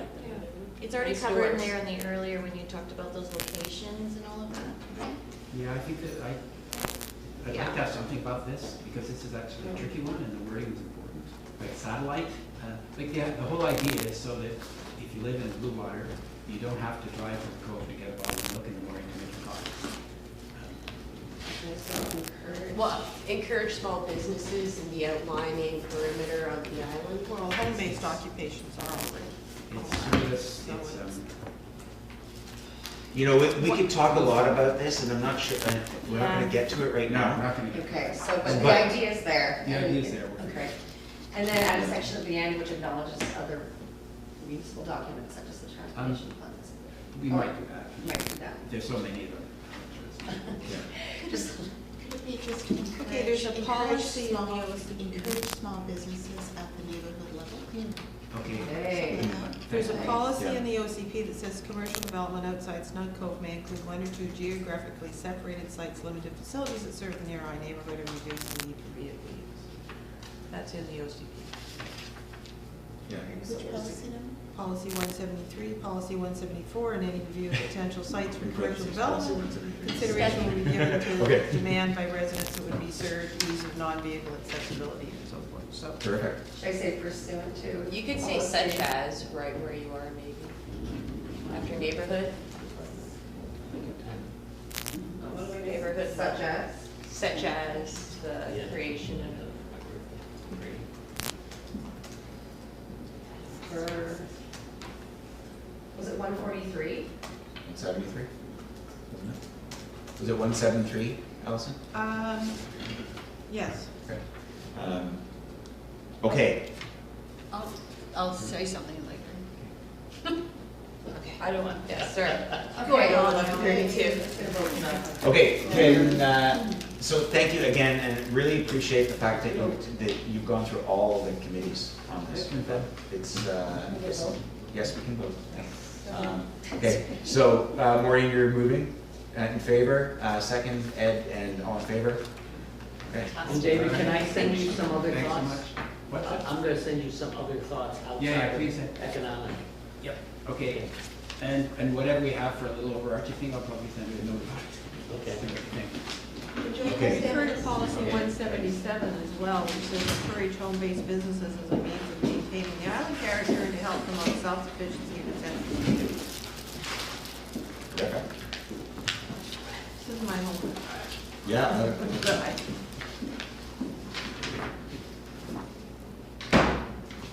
Okay, action items, we have them printed on.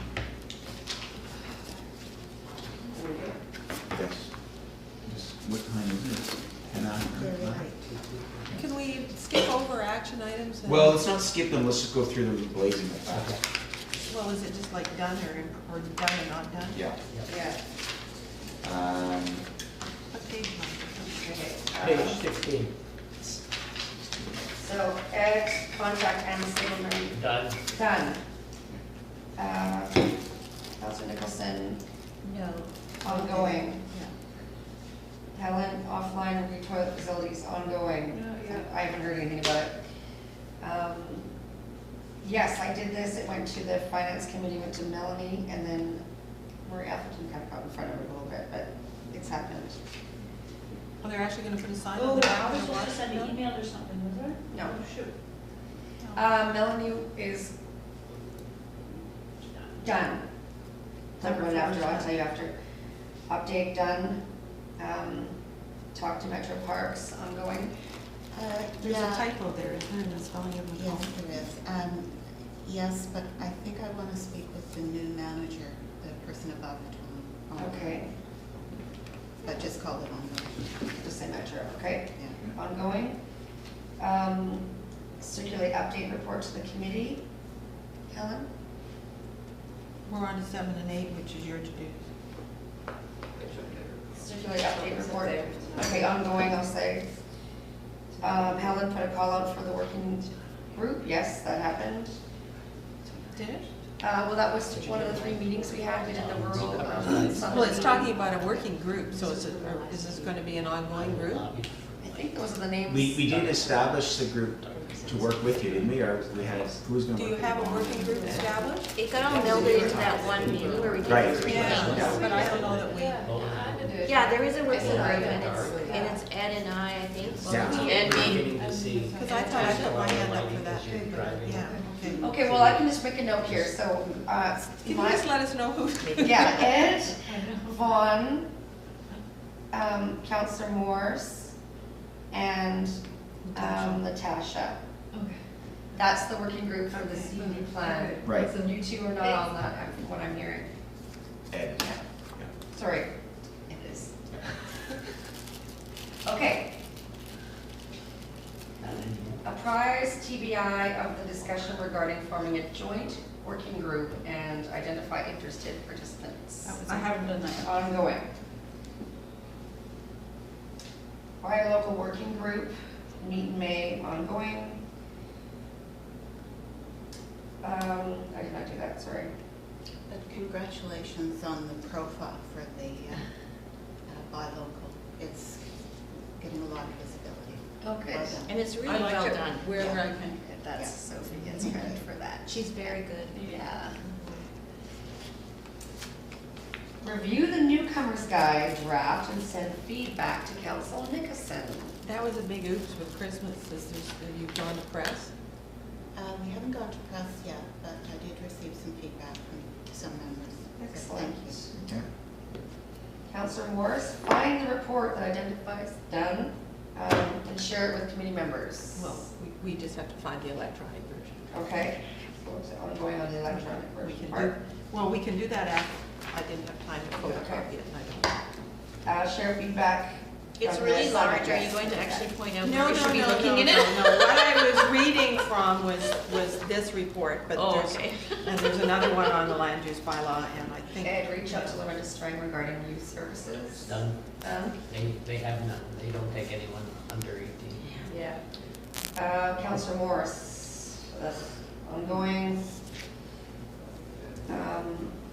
Ongoing, well, this is, you and I have sort of shifted this, so I'm gonna add your name to this, Kirsten. And ongoing. Next. Okay.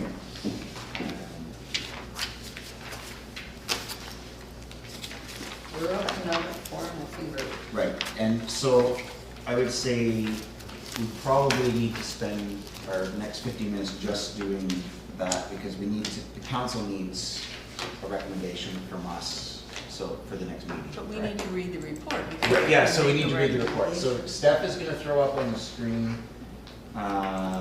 what we have. How many pages is that? Well, there's a lot of links, because, so what I've done is I've created essentially an executive summary report that links to the information from the Rural Island Forum and their reports, as well as the information for the Rural Island Economic Partnership Society, which is the ongoing organization. So I would say the most important thing that we need to do once we read through it. Yeah, go Well, ahead. there's no way we can read that. Kirsten probably needs to do a thing, because she's got to go at 11:30. Yeah, I really do. Okay, but we might have to just push that to the next meeting, can we? Sorry, you need to do your, okay, tell me what you need to do. She's got to do the digital strategy stuff. But you know what, I could follow up, because I think what's outstanding is just a working group meeting to just reconvene to talk about consultation. So, yeah, I don't feel, I mean, we could dive into this and maybe just talk about the digital strategy the next Okay, meeting. And I'm sorry to do that too, but. No, that's yeah. totally fine. I just Okay. wanted to flag that I do have to Yes. leave in 15 minutes. Yes, so if that's it's gonna take what I us was getting 15 at, minutes, in saying that we were gonna need more than 15 minutes to talk about this. And I don't wanna prolong the meeting until 1 o'clock. I think we need to get through stuff now. I'm probably doing the Yeah. fair line over 12 for the 110. Yeah. So if we can put our heads to this stuff just for a few minutes, so, and hopefully there's enough there that we can make this report. The part that I don't have any information on in here is how much money the municipality has spent and what they've spent it for regarding the Rural Island Economic Forum. So that'll need to be added in. And then how much money has been spent and what it was spent for specifically? Because by How the much money municipality. BIM put into the Rural Economic Development Forum? Yeah, like paid for you, me, him. Who went and whose Who went, how much was registration, spent, and right? then- Like, because we and made then our I think commitment. we made a grant or Council something too, granted, and- right? And we also 2,000. had sponsorship as well too. Yeah, the And sponsorship Bowen and the people that went and the Yeah. cost, the number of people that went and the cost of. So I think between you and Helen, you know, just looking at what the expenses have been submitted, has everyone submitted their expenses for? I think Rod was the only one who could. Yeah, I submitted expenses. There were bursaries from the forum for other people. Like we and- did, we just got a free Yeah, registration. and then, so. Yeah, so it's just that kind of information Yeah. needs to be rolled in. Yeah. Yeah, so you submitted your expenses right away, Mhm. and then, but yours are coming out of the province. Oh, yeah, mine don't go in. So it's just that then. It's just I right. think it would still be handy to know what Helen's expenses were related to that. And you guys getting whatever you got for free is nothing to do with us. No, but it's still a statement that because they were on the working group committee, they got registered or whatever. I mean, just that kind of information. You know what, Steph, I would be happy to review that with you, because I have it in my head, but I just don't know the So, facts. just how time sensitive is this? Is it because Well, you've got a money ask for next year? Well, I or- think that we need to make a report to council, so council can receive the report at the next meeting, I So thought. why is it to be the next meeting? Because of the budget? Well, I Because don't of know, the is there a budget. budget request? It was just to get it off the table. I Yeah. don't know that, Okay, I mean- I thought that there were, well, the only thing I can think of is that we made a commitment also, a pledge, for the Rural Island Economic Partnership Society, which is the ongoing work from the forum. And because that was pledged as part of a rural dividend application, that program is now on hold. But there are other funding opportunities that are being pursued by this group. And so I think they want that pledge to be held, you know, essentially. So it does have some budget implications. So yeah, so it would. So essentially, I think the ask right now is simply to let council know what happened and then refresh the pledge that was made, and a desire to continue to engage with the Partnership Society going forward.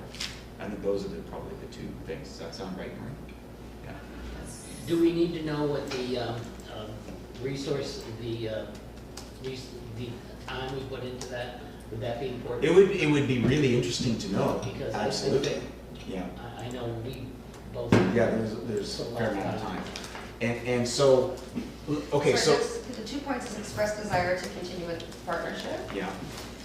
And what was the first one? And I don't know how we would say it. Hold the budget for the pledged monies. Which is in our request already. Yeah. It's already, okay. But we don't want them to axe that because. Well, yeah, I guess that, so the only, we're at the budget request. the reason for the timing was because we were getting into the budget process. Mhm. And if people ask, Yeah. why are we spending this money on that? Yeah. Keep the approved $2,500 in reserve for Mhm. association, whatever it's called. Yeah.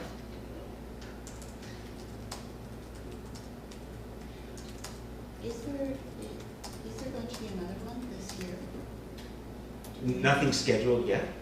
I think to that question though, you know, we had our own discussion among the committee about whether Bowen would be a suitable place, whether we as a committee or, you know, thought that it would be appropriate to put forward to the executive of the group that Bowen could be a location for a future forum. And I just made a quick note in here. Scroll down a little bit more. Is there a way you can Yeah. make that bigger? Yeah, so under consideration here, I say, will Bowen host a future forum? And the points that I have are villages of venue, accommodation, attendees approximately 120, and the answer that we came up with was no, we don't have the capacity to hold an event like this. Come do it this year. Once the community center gets built. Yeah, and that's just it, like maybe 5 years from now, but we don't want to be encouraging, I don't think, the organizing group of the Rural Islands to come to Bowen yet. Will Bowen participate on the steering committee or executive committee going forward is an important consideration. And who will do that, or what group will be doing that. And I think to me, the background on that is, you know, both economically, I think, just totally off the top of my, you know, speaking from the cuff, that Bowen is probably, besides Salt Spring, one of the largest economic entities in the group. And also we have the municipality, we have an economic development plan. So in terms, there are a lot of things that say that we should be a key player if this group is to go forward. Is Gabriola a key player? Yeah. Because they've gone Because very they, far ahead. you know, I would say the 3 or 4 key groups, and I've kind of made reference to it via link, which is on the forum website. There's the Southern Gulf Islands through Opportunity Salt Spring and the Southern Gulf Island Resource Center. Those are the 2 organizations that are sort of anchoring it down there. There's Gabriola, and then there's Mount Waddington, because they have a full-time economic development position in the north. So on your first bullet, identify and support a member of the Bowen Island business community. Are the other representatives from the economic development organizations on the island? In which case, that should be changed to member of the economic development committee. Yeah, it should be both, probably. You know, I was thinking business person because I think that you know, is, we want to make sure that there are a lot of economic development people involved in this organization, and I think it would be appropriate if we could. But are those business, what you're saying is those economic development people aren't business people? they don't operate businesses. A lot of them on that. are, but again, I think we want to have someone who's tied to the local business. So maybe identify and support a member of CEDC with Bowen business experience to serve on the executive. Because I don't think you just want a business person Yeah, no, that you're doesn't right. relate You're right, back to yeah, us. yeah.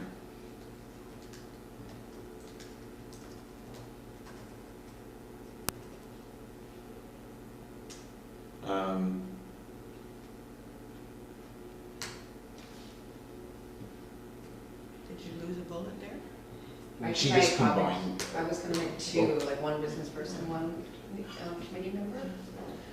One of my observations, having participated in the organizing, is they did a really good job of Zoom meetings and sort of doing a grassroots approach. Maybe it's not the best approach going forward, but particularly resonating from David's presentation, you know, the only way 18 rural Gulf islands or islands are going to get together is by leveraging technology and virtual meetings.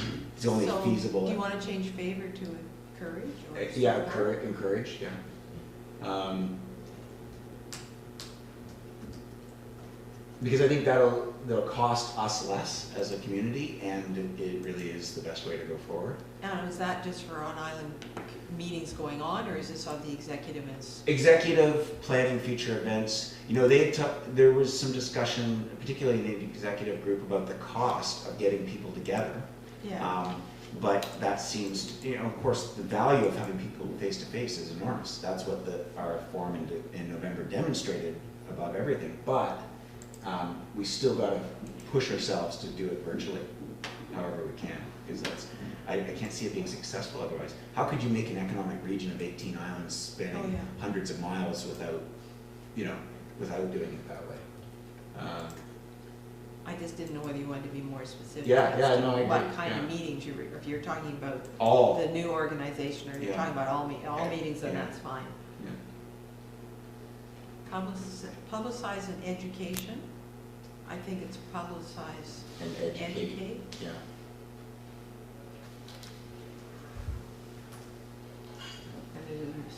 Did you fix the spelling? It doesn't like partnership. Part-turn. Oh, it's Partner. Oh, yeah. Part-turn.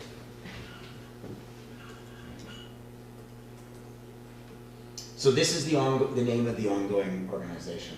And I've got links to sort of the overview document, which is on the Rural Island site as part of this as well. We had a first bullet point, which is along the lines of continue Oh, yeah. our participation in the blah, blah, blah. Yeah. Because that's the bottom line question Right. folks are Yeah. going to have, was Yeah. this worth it? Yeah.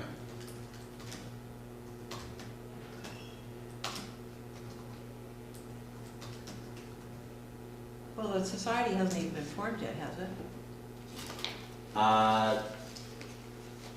Yes, it's under, well, the rural dividend grant for the Partnership Society was applied through the Southern Gulf Island Resource Center. So that's how it exists right now. So they've actually incorporated the society? No, it's through the Southern Gulf Island Resource Center. Okay, so then you've got to check the wording so that we're continuing to participate in The initiative the that's. Rural Islands Economic Forum. Initiative or something, or Yeah. forum or something? Yeah. Instead of society? Yeah, well, It's not a society. the society hasn't been formed yet. I'm Yes, saying get rid of the society. Yeah. forum and, Leave it at that. okay. That's okay. Yeah, that's, With initiative. Well, it's not just about the forum, it's about the ongoing organization, which will be a society Yeah. eventually, right? I mean, the ongoing organization exists in the sense that the organizers have agreed to continue to meet to move. so to why that not next just step, continue right? participation in the Rural Islands Economic Initiative? Initiative, yeah, Yeah. And leave out forum, because forum is a specific event. yeah. But it is being, I'm gonna take out the caps, and it's not actually a thing. Yeah. do you want to, should we just put in parentheses Rural Island Economic Partnership Society, because it's referred to in the documentation that's linked here, like it's named there. Yeah. Be consistent, I think. Yeah, I think it's fine, because I mean, the problem is the society hasn't been incorporated. Right. But they will. Yeah. Yeah. So you might want to change things to say the future, or the plan. So which is, Well, just put in brackets, future REIFS. Yeah, just put the Or acronym. REIFS pending or something, right? Or, yeah. Yeah, that's Yes, yeah.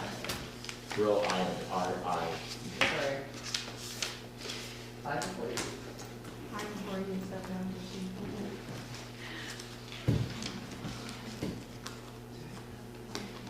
So the intent of this is to bring it to a landing and bring it to the council with some financial info and get that commitment that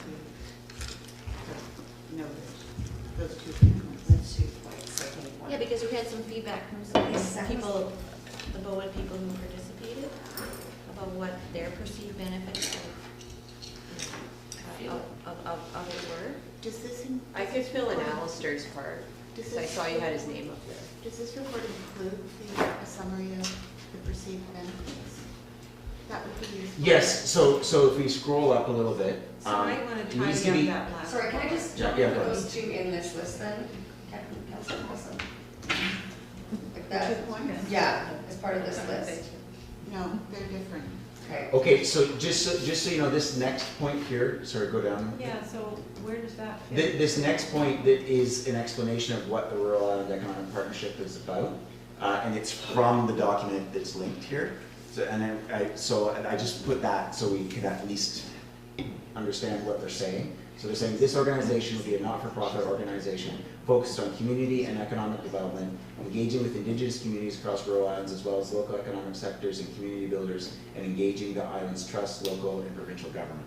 Okay, but it's. So that's what It's this. just hanging out there, it doesn't fit. No, well, if you You've got to put it somewhere I so think it it fits was- somewhere. I think, you're right, you should go up, so copy and paste that as an excerpt, Behind the first bullet. and then keep going up, there's another section. There we go. Keep going up. Isn't it the permanent organization? Oh, permanent organization, yeah. So that's that right. should be another paragraph underneath permanent Oh. organization. Yeah, actually, you know what, no, that thing, you forget about that piece, this is the piece that we need, so, So I'm doing that, I'm not doing that. yeah. So what are you doing So we with gotta that? head out. Get Okay, it? thanks, Kristen. Thank you. Is that, Thanks, Natasha. okay, Thank but, that bullet is, just have it as a second sentence. being- Yeah, we could do that, yeah. Or, just another paragraph underneath vision. Yeah. I'm getting a headache. It was really hard to group edit. Yes, some it of is. the- Something you've never read before. Okay, so more than anything, I agree, and more than anything, I just wanted to have some sections roughed out. So what we could do, because there are some things that need to be filled in, like I've got feedback from some people, but not everyone, and Natasha said she would fill in Alistair's and so on. So basically what we've got is we've got the purpose of what it is, and then they've got their document, right? This was the forum. And then a bullet point. We've got the organizational structure, I've got the Southern Gulf Island Resource Center. I didn't fill in when and where, you know, it was on November 7th and 8th, and it was, the Poets Code. Media, they got the 2 links to the Facebook and the website. And permanent organization, maybe I'll take that out because we've got it further down. There's a final report that was written because Work BC was a big sponsor and they needed a final report, and so that final report is linked there and it's on the website. The partners, there's a partnership page and it has links and lists of all the business, government, and organizational partners. And then there's a link to the program, what it was, but basically it was a condensed 2-day multiple stream program. You want to say something? I do. Yeah. So was the point of this report about, like, telling council what the benefit is to Bowen Island?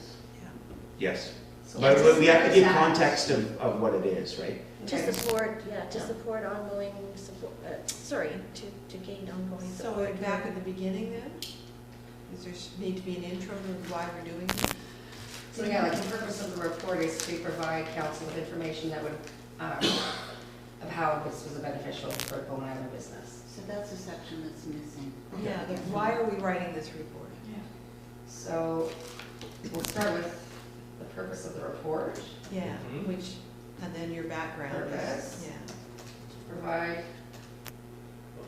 But we can't do this right now. Let's though. fill it out later, let's split the section. Okay, just say that's a Yeah. really Yeah, key part. Okay. Yeah. Purpose, and then the background. background, process and benefit. We even need the process. What do you mean by process? You know, who was there, what, Well, I guess you need to know who's Yeah. on Bowen when. Okay, so we have a Process section and for then that, right? What they thought about it, I think Yeah. is. What And about that- process and recommendation should be after process for people who just want to read the Coles notes? We can throw it into a report template. There's Yeah. orders of things that council's used to. Okay. So that, But the recommendations at the top and then the Yeah. purpose Yeah. and the background and the. yeah, I've got a template. I can- Okay. Yeah. But the key thing is brainstorming a list of benefits. We need a And specific we don't list. have that. We do under the people who attended, so if you just go down, so from Natasha, her main benefits were connecting with health and wellness people, social governance, and community. Okay, but how did finance. that benefit her? Those are the things that she's brought back to the community and now feels Okay, that she can work on it so with the community. connecting with other people enabled me to Yeah, is what's missing. okay. I think we're gonna have to can this for another. Yeah. So what does Robin have? We'll bring outside resources to help accomplish some of Bowen's goals. Like Robin's kind of on the right track here, right? Yeah.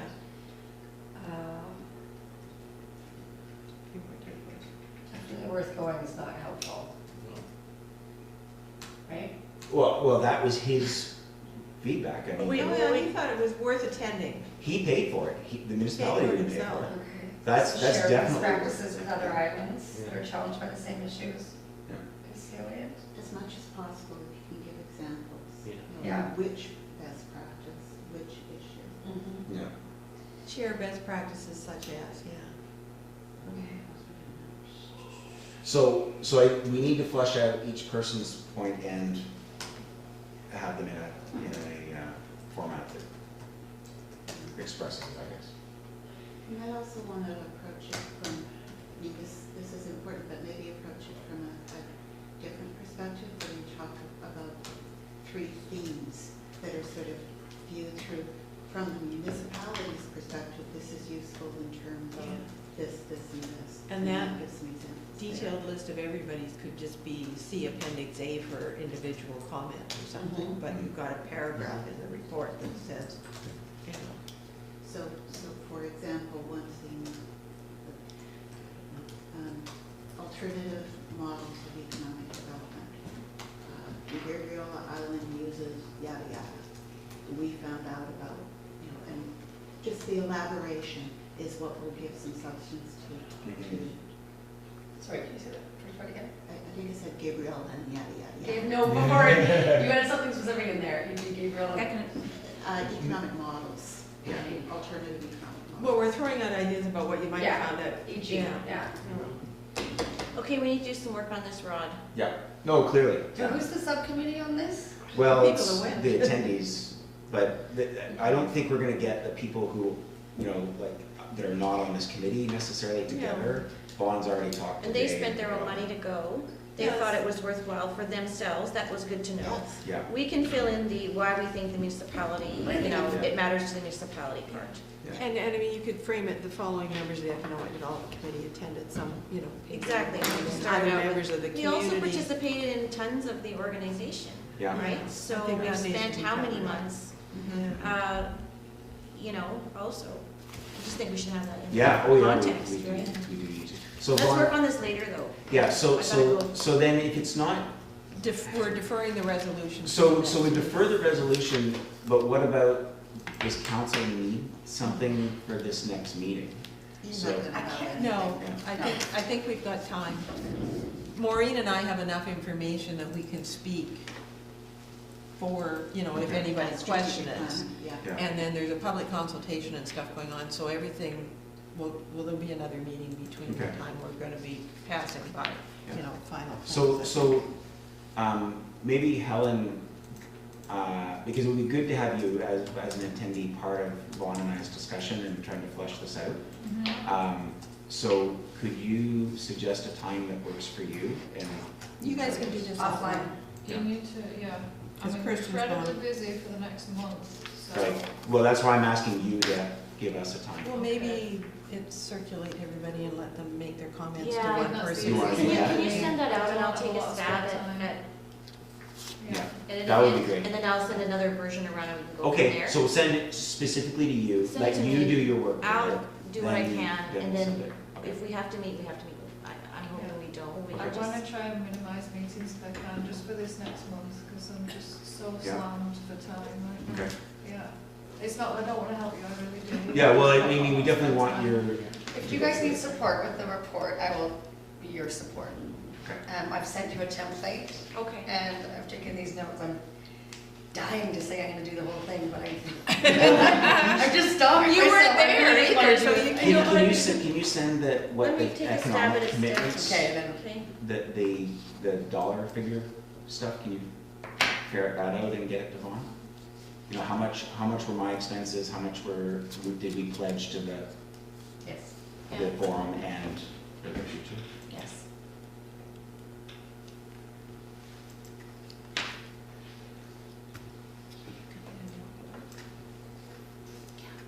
Okay,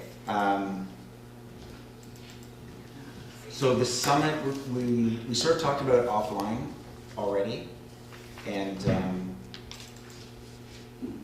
we need to talk more offline about it because it's just organizing the summit, right? Do we have any specific? Oh, We need to sorry, vote I'm on it? typing at the same time. I'm sending this out to you guys now. No, I'm just kind of getting people's minds into the summit We again still for a need to second. find, staff's gonna follow up on suggestions for speakers, right? Yeah, so the pre-meeting quick discussion was narrowing down 2 more options for speakers.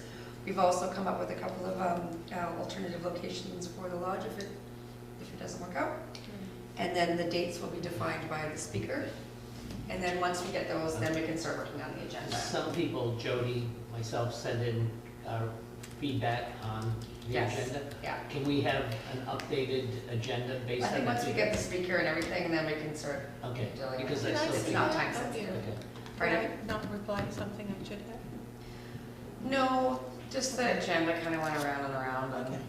And it is pretty, I agree with Edward. Yeah. We need another stab at it. We because need another stab at it. It's too convoluted and too Yeah. much going on. Yeah. For sure. Make it nice, easy, Yeah. Yeah. and an enjoyable evening. Yeah, so let's just take a look at that once we get these logistics, and then we can have a proper Okay, good. question for that. Perfect. Okay, great, I think- thank you. Province isn't here today, is it? Well, No, that's what I just mailed to you, and Wendy's not Oh. even talked about calling or anything, and it didn't occur to me to initiate, so. okay. One thing is that I assume her ministry has changed. So the province did a restructuring of ministries When was it? last week. So there's now a Ministry of Jobs, Economic Development and Competitiveness. Oh. So we used to be part of jobs Yeah. when we had. Skills, tourism and skills training. Yeah, we were drawn to Yeah. tourism. Lindsay Well, Lindsay- tourism has been Lindsay around, was yeah. our contact. So there may be some, Did they do a news release for that? yeah. Oh, I missed it. So there may be some shuffling around. The new minister is Michelle Nungal, who was Ministry of Oh, you're Mining. kidding me. We're on camera. We're on camera, Vaughn. She's the one who said he looked like a. Off camera. Yes, that was a sneeze, say, Yeah. I'll say, God bless you. Yeah. So anyway, we have So do you think, new sorry, ministry. you think she might be our new person, or you think we've still got Wendy? Was that? She's Karen? not the minister. She's the Oh, minister. okay. The minister. Okay. So it's Ministry just name where has Wendy changed. ends up, because she's currently part of FLINRA. Okay. So it may be worth checking with Wendy. I've got Not a right meeting away. with her actually, I have regular meetings with her now, so I'll If you check. could ask, Yeah. that'd be great. Yeah. Or you did have regular. Well, no, I think I still do. Well, you might not want to be there because she's not gonna be. When a is part the of it. next meeting? Pardon? Are we switching to this Mondays now? Yeah, we voted. Yeah, okay. Yeah. Are you sending out the, I haven't done that yet. No, she can't send it out until we voted on the schedule, so We she'll. did you'll vote on vote the schedule. Yeah, but you'll get meeting invites as the follow-up. Oh, I for this do. meeting. You've done it, Steph. We've got them, I think. Good God, I'm sorry. Yeah. But forget, where are we on this agenda? We are at the updates, province, you just did the Council. provincial update, Right. Maureen, thank you. Right. And Madison. Council update. So we're meeting this evening, and there are a number of items that might be of interest. There are recommendations on the agenda Yeah, from the last yeah. meeting. So the recommendation that we had made regarding consulting, informing and where necessary consulting when trails and roadworks and so forth, that's on the agenda for consideration by council. The other thing is following up a bit on the ferry refit and the circumstances that we're all experiencing right now. That's probably the bulk of what's on the open agenda. And I won't belabor the last council. You can take a look at council highlights. Okay, And thank you. You're up. Okay, we have a new executive director. Is this public, or do we No, have? it's not public. Well, It we're will on be- camera. Okay, no, it's not public. The person's name will be announced Oh, as soon okay. as all the appropriate channels have been contacted, including Muni. We had over 100 applications. 30 were superb. The recruiting team was ecstatic with what they saw, and that we think we have a really fine candidate. So, yes. Is it a boy or a girl? Huh? Is it a boy or a girl? Yes. Yeah, it's one of the two. It walks on two legs, it's not a robot. So within the next week? I think so, yes. That's exciting. I have, Judy Geddes actually sent me what I could say, which, Would you like me to format? Is more what you just said. but, yeah, we're pretty happy. Good. Okay. Oh, one more thing.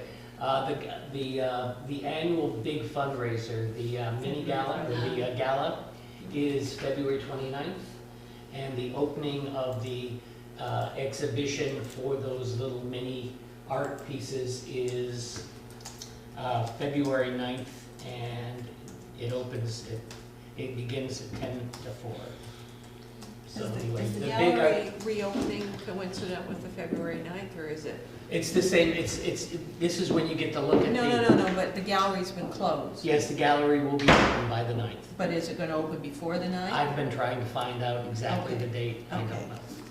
I think there was something in the last news event, but Yeah, they Yes. sent a newsletter. Yeah, and they well, I told get a us that newsletter, they- But I don't know if they're opening exactly on the 1st or, yeah.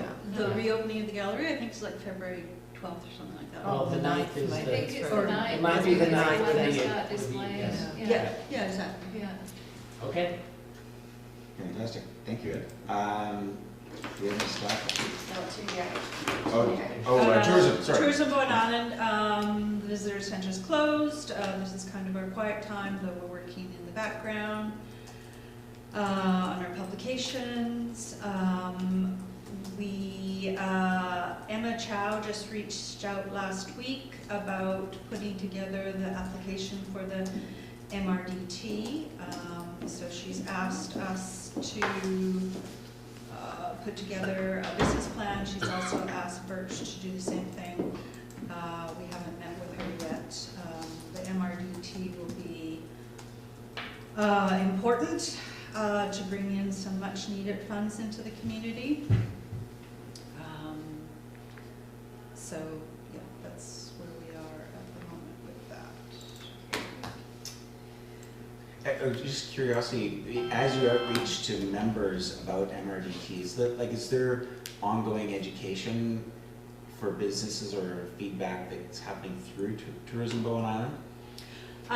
We haven't done anything yet. I only work really, really part-time. Yeah. I don't have much funding at all. So last, I've kind of waiting to hear back from the board. Yes, I think it's very important to do that. In particular, you know, the MRDT is also going to be impacted by the short-term rental policy. Mhm.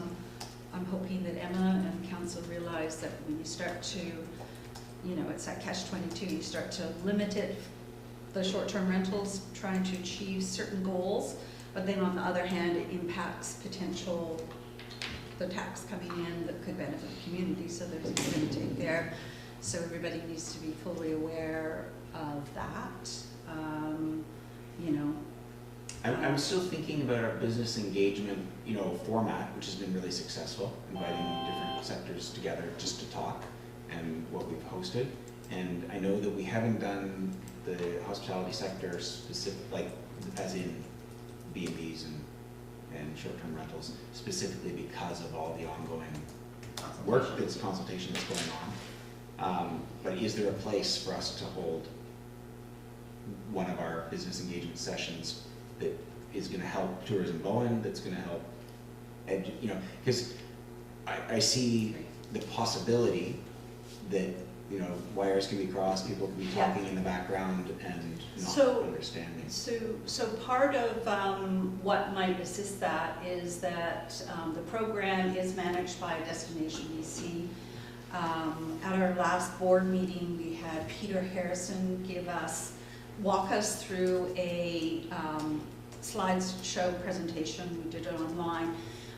And we also had opportunities to ask, because the MRDT is a little bit complicated and it's not the easiest thing. There is certain requirements and it has to be managed and things like that. So what I'm going to suggest, because I don't think the staff, I don't think Emma understands, I don't think council understands all the intricacies of the program and how it works. So we had talked about bringing Peter Harrison to come to do presentations to staff as well as council. And so I think that would be a way it could be opened up to businesses to help break down so that everybody here understands what the program is, how it works, the benefits, things like that. Mm-hmm. So that could, I would encourage going directly to the source and getting their expertise to come and do that. Maybe he comes as a delegation to council to tell us about it, but that can only be maybe 15 minutes, but it could be followed up by, or the follow-up from a meeting earlier that day or something, where he's gone into a longer process. Exactly, that was our original plan, was to do that, to bring him to Island, to do that presentation. First to staff and anybody that was interested during the day to see it, and then he could present a shorter version. To the short-term rental people? No, to the businesses. I mean, it's good to just generally understand what the MRD. Primarily to the people. What does it stand for? I'm sorry. Municipal Regional District Tax. So it is a tax that comes in, so if you, now it can go through Airbnb, previously it wasn't. So for instance, if you booked Airbnb, you'll have to pay provincial tax, but then you would also pay the Municipal Regional District Tax, which is a maximum of 3%. And Airbnb would do that. Somebody like Union Steamship Company, they'll have to manage it and then give the funds to the province, and the province sends one back to the municipality, and then it goes to designation. Typically, it always used to go to tourism, all the funds that was supporting destination marketing and destination management, community economic development, but now with the Airbnb or the online component, those funds can be used to go towards affordable housing. So if they think you're eligible, then you can. You could just remember that they don't necessarily always. You have to apply. But we're applying. Emma started the process. No. But you also have to apply to be eligible for it to go to afford. Yes, oh, yes, but it's actually the program, process, the way that the wording is, it's first refusal. Yeah. So the whoever manages this program, and it has to be endorsed by the municipality, would say this is how we want it to go. So could we, as the Economic Development Committee, maybe reach out and suggest that we would be interested to partner with Tourism Bowen and the housing municipal housing committee to host a business engagement. Can we stop a minute? Yeah. I didn't know that Emma had started the process. Did you? Oh, okay. So I'm wondering if we should find out. Well, yeah, absolutely, How Emma her- would have to be involved. Well, but- no, I guess what she's got planned Yeah. for the process. Yeah. Mhm. Yeah. Emma's expectation was that this would be at least a 1 year Yeah, before we're ready. yeah. So I agree that it would be a good idea to meet with the accommodation providers, but Yeah. I don't think that they would necessarily be all that interested, argue the point, I don't think they'd be all that interested in the policy development. Mhm. I think they're going to be more interested in what do I do as a short-term housing I've got rental to collect provider. it and. So very, very practical. And that's down the road. That's So down the road. I think there are two things going on. I'm Yeah. still a little bit uncertain though about the, like I read in the report here, attached to this is that there's only been 4 of them who've actually taken out business licenses. So how do we even have a list? Like, how will we invite them?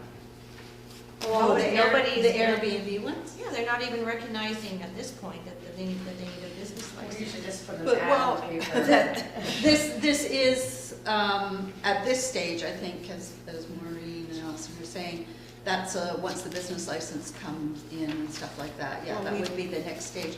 I think for the MRD, I think the most important thing at this moment is, I would recommend that Peter Harrison comes, does a presentation to staff so that all the questions are answered, as well as councillors, so that there's a fulsome understanding of the program, how it works.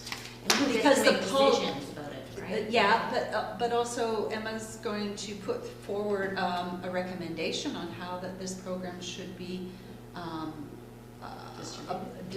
applied, distributed, and. You mean the revenue from it? Yeah, well, also how it's managed and all the reporting. Like I said, it's not the easiest thing in the Right. world.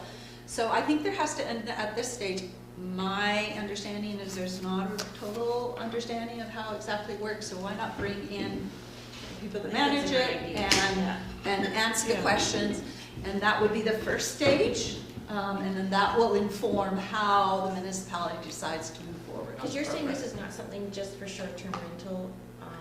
No. No, It's for any business? So the No, MRDT has been around for years, and it's only for accommodation Oh, it providers. is, accommodation. And until about a year ago, the province changed the legislation. And if you had, I think it was 4 or fewer units, you didn't have to pay provincial sales tax, and you weren't eligible, you wouldn't have had to pay MRDT. So we only had one service provider who had more than 4 units, or 2, that had more than 4 units. So they were the only ones that would have been picked up, which is a very uneven playing field. So that's partly why we never looked into it. And then the province changed the legislation saying anybody 1 unit or more, you're paying provincial sales tax, and if there's MRDT, then MRDT is going to apply to the 1 unit. And just to correct something, you had said if there are only 4 that have actually obtained their licenses. The chart, Did I you read that wrong? misread the chart. Okay. So there's total number of licenses issued, and that's all of the licenses. And then there's total number of applications not issued, 66. So of the 66 that were not issued, 4 of them were licenses for short-term rental operations. So that breakdown is And of those that were not And issued. there is an issue with short-term rental, because when they go and have a look at the property, and if they've got a full functioning kitchen, then they don't qualify as a B&B. And therefore, the license couldn't be issued for a B&B. Now, how many B&Bs, we don't have the breakdown of actually sectors that have applied, and that's one of the follow-up questions we need to answer. But and that's why we're doing this whole look at this short-term rental policy, was somehow to make it so that they could be licensed. But on that other attachment, it says, as of August 15. Well, that's August 15th. Is That the was one the you're- first report. Oh, okay. The subsequent report is as of December. Okay. Yeah. applications for licenses for short-term rental operations was 4 Yeah, but, as of August. but a short-term rental. So maybe it went up after that. Yeah. No, not issued. Well, No, it, well, even if 4 applied. oh, I'm sorry, I'm You- sorry. You see? Yeah. But Yeah. even if 4 applied, they couldn't be Oh. issued because they're not. Yes. Okay, I'm recognized sorry, I in didn't, the- I in didn't the- see the not issued. Yeah. Yes. No, it's a And they're little not misleading. recognized in Because the I land think use it's the bylaw. use of the word applications in the cell itself. So Yeah. people Brings it have back to actually that. been applying it, so that's good. But there's Okay. only, the only short-term rentals, as we know them, that would be able to get a license are the ones in Snook Cove. Right, until the, B&Bs, if they didn't have a kitchen, could get a license. And we don't have the detail of who's applied, what categories. To come back to. And my only point about this, sorry Maureen, is that that still sounds like a bit of a quagmire to me. And I'm not sure it's our committee's role to convene the short-term rental people. I think it's really important that everyone understands this MRDT. And I'm full on with that. I'm just a little hesitant about, you know, convening the short-term rental. doing business engagement for short-term Business rental. people on an engagement level when it's really, unless the municipality, you know, the council wants us to be the conveners of that. Because I just think it can be, there can be some problems. Well, I think Emma's managing all of this, so maybe where this discussion goes is just you stress to Emma that you think it would be valuable for this person to come and make a presentation. And our involvement could be in the background. The service providers For and now. other interested people. For now, yeah. I just know that there's so much value in getting a group of like-minded people together, similar businesses in the room, with no set real agenda, but just to listen to them, right? And we may hear, But we need to educate them first. well, yes, yeah, That's- about the MRDT, Yes. yes, yeah. Yeah, before you. But they have other issues, Oh, yeah. you know, that they want to talk about and that tourism hears Oh, about. you're just talking a general. A business done for engagement. rest- I Yeah. think we did talk, didn't we, at the last meeting about doing a joint business engagement working group? Well, that's It was the one we meeting actually before done. last. Meeting before Yes, it last was. with Tourism Bowen and Yeah. ourselves as a Yeah. joint. Yeah. So my thought is, let's just keep that presence and I'm trying to figure out when the right time to do that is. Or, because we don't want to get into a quagmire, as you say, but want to hear what's going on and we'll educate it. Okay, so that needs to be a business engagement working group. Steph, you've got to catch your ferry. You've got to catch it fair. Yeah. I think, and I don't think we need to say any more about business licenses right now, except for, my thought was to have it on the agenda because. We're not in that agenda item, we were in the TBI agenda item. Right, right, And sorry. one of Oh, the we gotta do staff, staff, which would okay. be Helen spoke today. Okay, but you have to go right now. No, it's just 5 minutes. What do you mean? Want a quick update? I'm writing my furniture report, I'll be coming, well. Sorry. Furniture report, I'm writing that just now, it's gonna be coming to you guys in the next, Your what 3 report? weeks. Funders. Findings. Findings. Findings report. Findings report. It's gonna be coming to you guys in the next 3 weeks for review, because it's gonna get presented at council on the 9th of March. And at the same time, the community engagement plan and the phase 2 work plan will be going, but they're the same thing, because the community engagement is the phase 2. So they'll be coming up at the same time. So Ed and I are going to have a chat about the community engagement, because obviously that's Ed's biggie. So we're going to have a chat about that and plan that out. So I'll probably be coming to my group about the engagement and the finders report.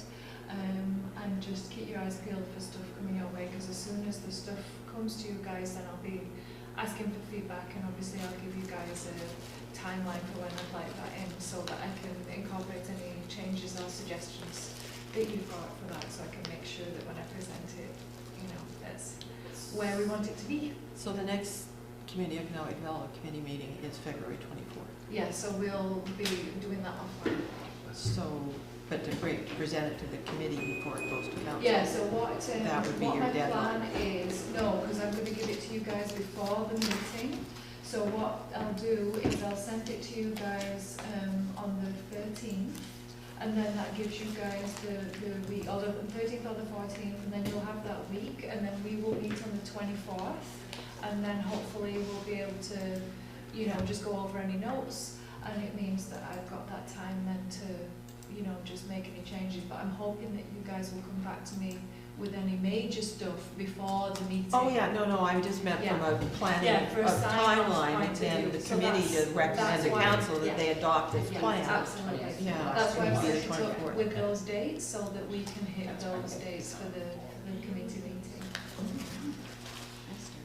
Okay. Okay.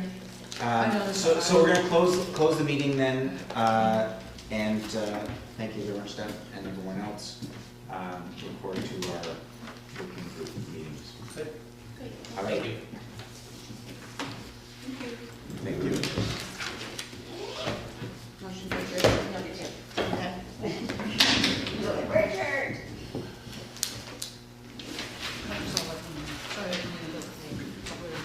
Yeah, that's what I was The last time I did this, I went down and it was like, just 12:01, Cotton Ferry line up. And then I went and worked at the first credit union for an hour. To And use then their went Wi-Fi. back in your car. And they loaded 25 minutes, they loaded at a quarter to 1. Yes. So now I'm running up with my computer and my jacket half off the hill, out of breath, and I'm the second car over. Well, So now I'm sitting in the so car. is your battery charged and you can sit in the Yeah. car? Yeah. Thank you, folks. Thank you, Vaughn. Thank you. Yeah, you Vaughn. What does this mean? It just means you get CC'd on more things. Okay. And sometimes I ask the vice chair to do the minutes review, if you're interested in that, because then I don't have to be embarrassed by Allison at the table. If I get the nice review before the table. Okay. I ran out of time yet.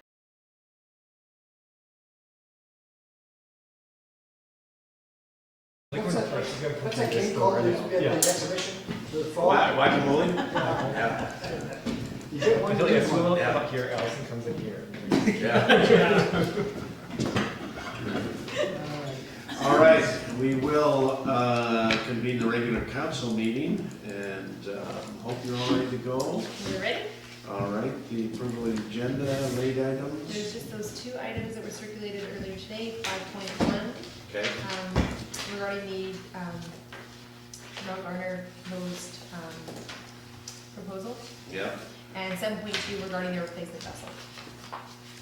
sorry, regarding. Replacement 7.2 regarding the The replacement replacement vessel. date, What was the first one? A letter from Rosemary Knight regarding the Mount Garner proposal. Right. All right. Isn't that 12.68? Were they sent electronically or on a table? They're sent out electronically. It's in regards to item 5.1 as well. Okay, she's got one letter in here under 12.68. Is it a different letter? It's a new letter. New letter, thank you. Well, I was in the airplane when all this email happened, I didn't see it. All right, so the approval of the agenda, anybody have anything they want to add, or? No? I move adoption of the agenda. Perfect, thank you. As amended. Rob, second, and all in favor?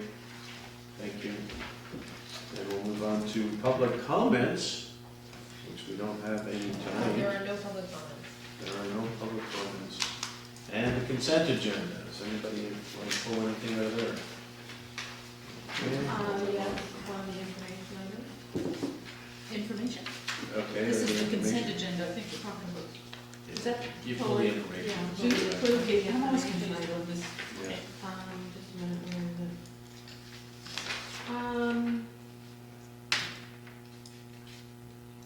Was it the letter for the, The letter for the health. that's D 12.1. 12.1, the letter, Anything else? Just 12.5 to drop. Sorry, 12.5? 12.5 to drop the attention. Yeah, that was my other one I wanted to pull. Okay, 12.5. Put those both into section 11. And, Could we put 12.5 behind Bonnie's report?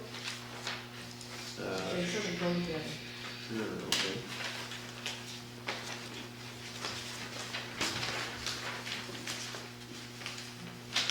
So is that from Bonnie's report? 7.1. Five one? No, Bonnie's one of the, Oh, yeah, yes, you're right, 5.1. 5.1, yeah. Okay.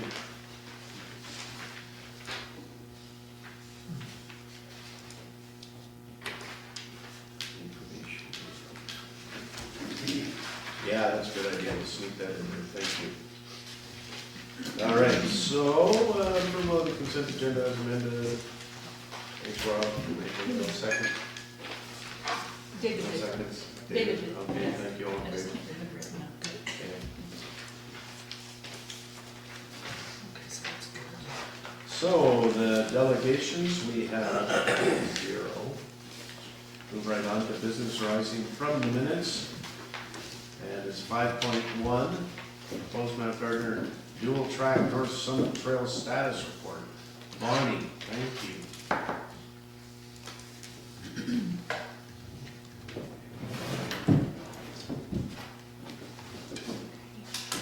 Good evening, Mayor and Council. So at the January 13th, 2020 meeting, Council directed staff to make an inquiry with Tom Blackbird from Flynn Rod, expressing concerns and requesting information on the proposed project and its status. The proposed project being the proposal for, or proposed proposal for a dual track trail leading from the top of Hikers Trail to the north summit of Mount Gardner. On Friday, January 17th, 2020, I spoke with Tom Blackbird, and during the conversation, I asked him the following questions.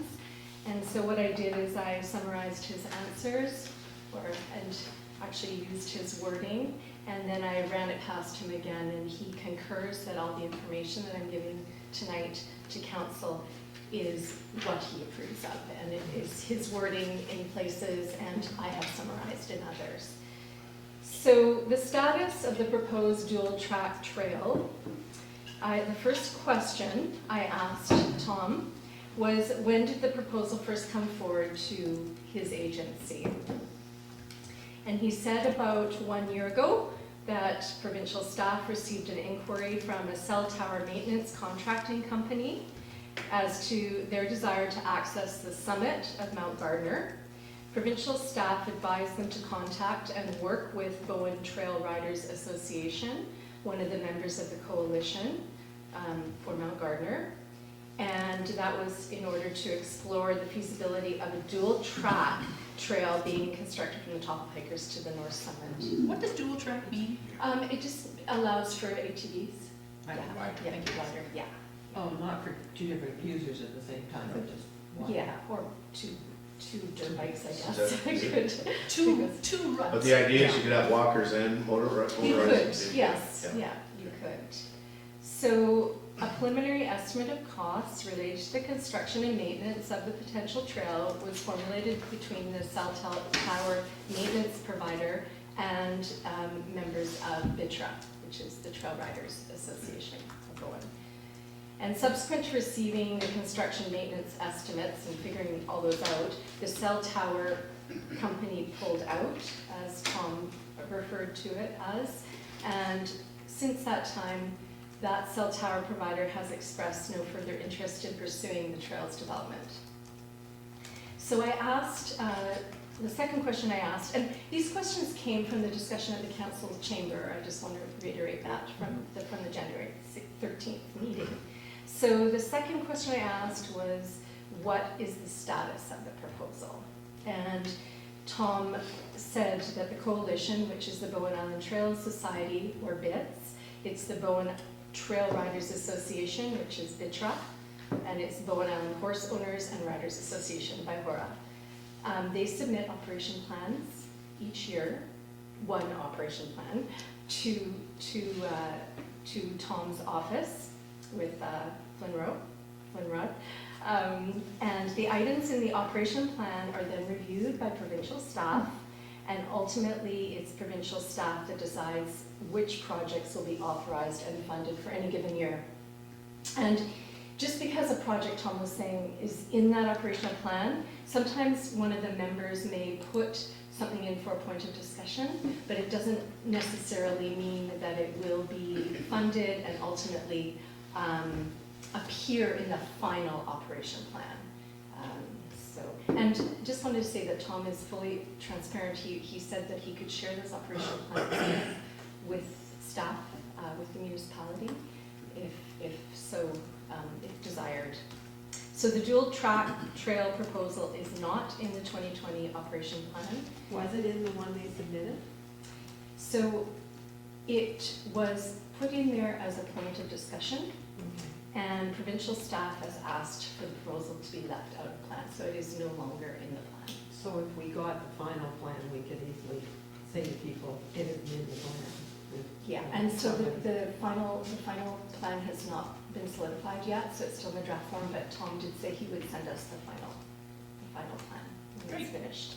So the third question, will BIM, mayor, and council be included in the process if the trail is to be considered viable in the future? And Tom said absolutely, yes. If this trail was to be considered and included in a future operation plan, then the mayor and council would be provided the opportunity to comment. Can I just have a clarification on that? What does comment mean? Just comment, hey, this is good, this is bad, sorry, choose that? Yeah. I don't know, I don't know, I don't think I can answer that, I but guess I I'm think wondering whatever you're. what, we don't have authority here, but what our power is. Do we have any? They're not gonna tell you. Yeah. Okay, sorry.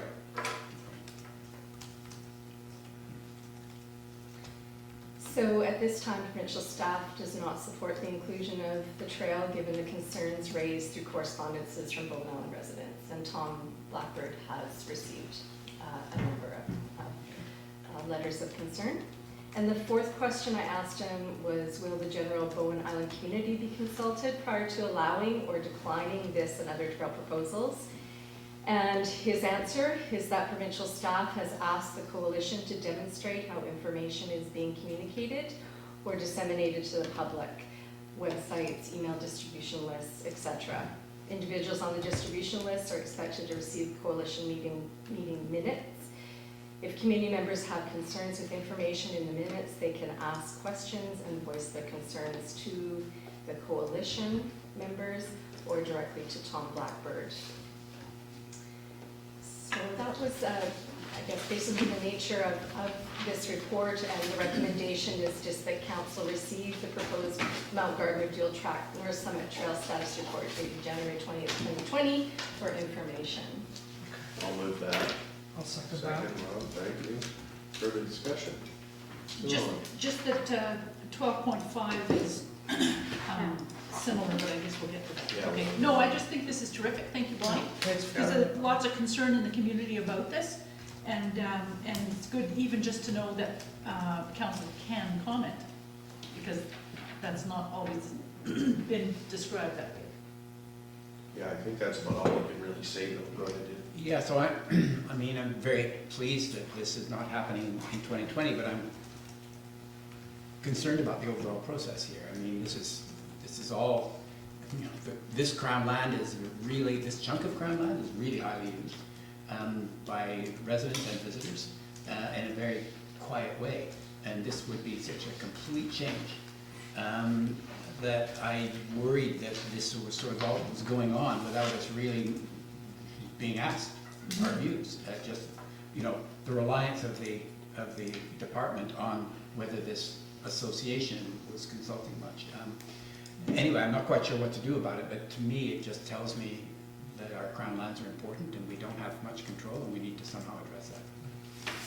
Pretty hard to change that. I also firstly back to Maureen, did you? I guess you said provincial staff asked the coalition, so did you get a sense that the trail riders did the survey after the coalition was asked for information from the provincial staff, or did they decide, since it was turned down, they'd go? I mean, do you have any feel for the order, and did Tom Blackburn knew about the survey before it went out, or as a result of the letters from the community? Yeah, I don't know the timing. I sent an email to Tom today, but I didn't receive a reply, so not yet. BITS, just because this will come out, that BITS has officially withdrawn from the coalition. The Trail Society? The Trail, the Bowen Trails Coalition. However, they still are going to remain in a partnership agreement with the province. And speaking with Can you Chuck, remind me, which one is BITS? I'm sorry, BITS they all is- sound the same to me. Yeah. it's Bowen Island Trail Society. Right. Yeah, so they're mainly, they're non-motorized use Yeah. group. So I spoke with with Chuck Van Husent today at length, and he is really looking on improving their communications to the public. They're really committed to do that. Who is they? BITS. Okay. Is wanting to step up their communications about what they're doing on the trails, because I think they realize that, you know, a lot of the members of the community were not informed, so. That's the non-motorized folks. Right, gotcha. Maureen? The agreement, I'm just trying to, with the coalition, that was roughly 2 years ago. It was in May of 2017, so it comes, or, yeah, May of 2018, it comes for renewal. It was a 2-year agreement. So the timing of this is a bit challenging in terms of renewal of agreements, I would imagine.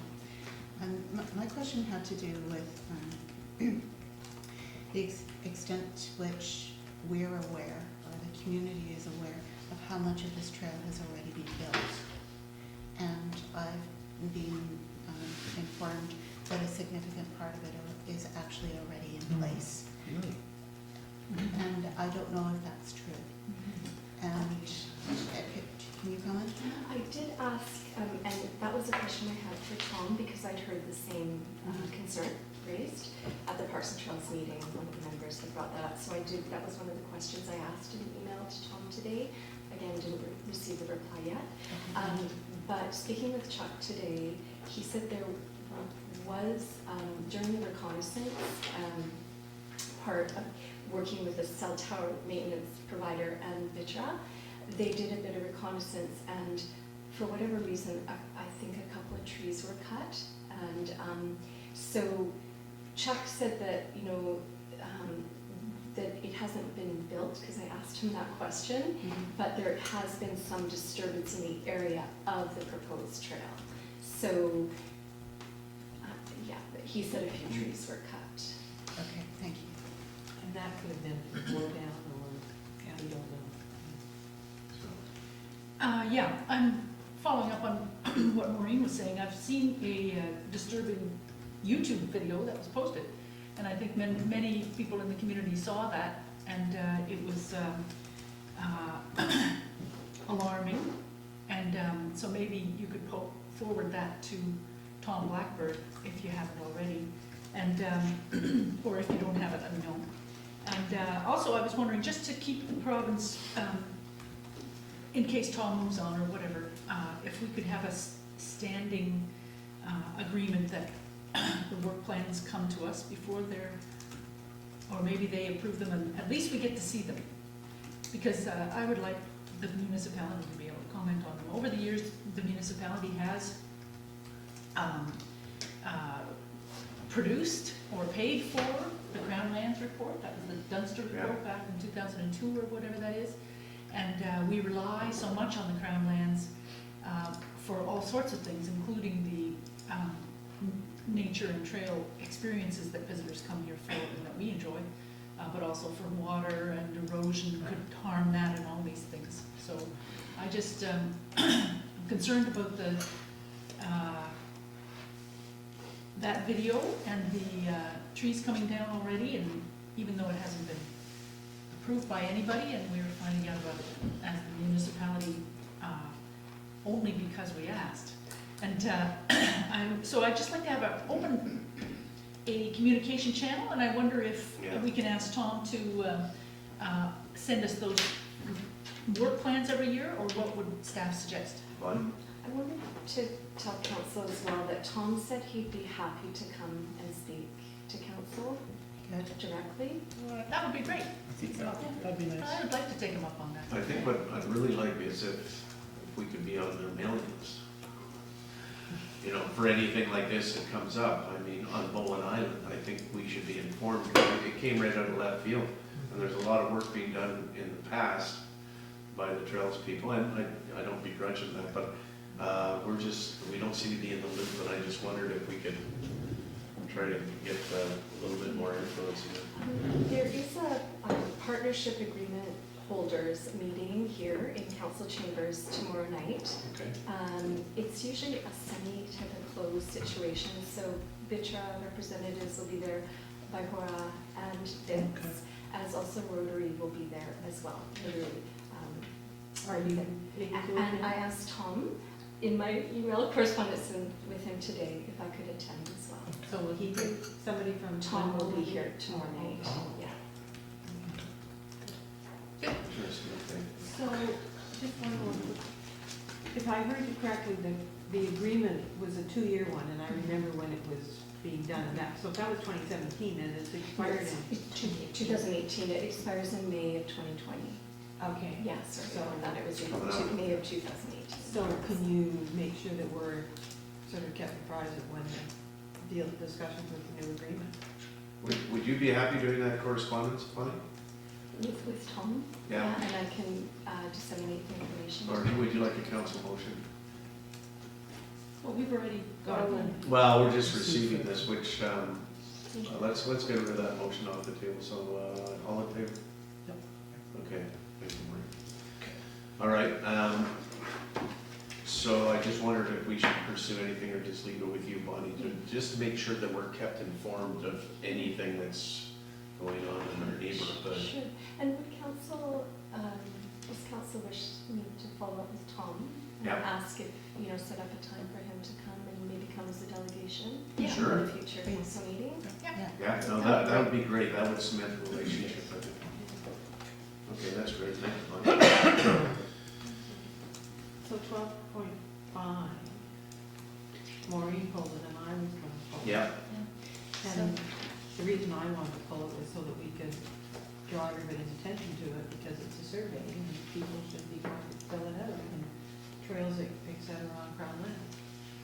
So just in case people don't have the agenda in front of them, it's a news release from the BC government regarding the province seeking input into the provincial trails strategy, item 12.5.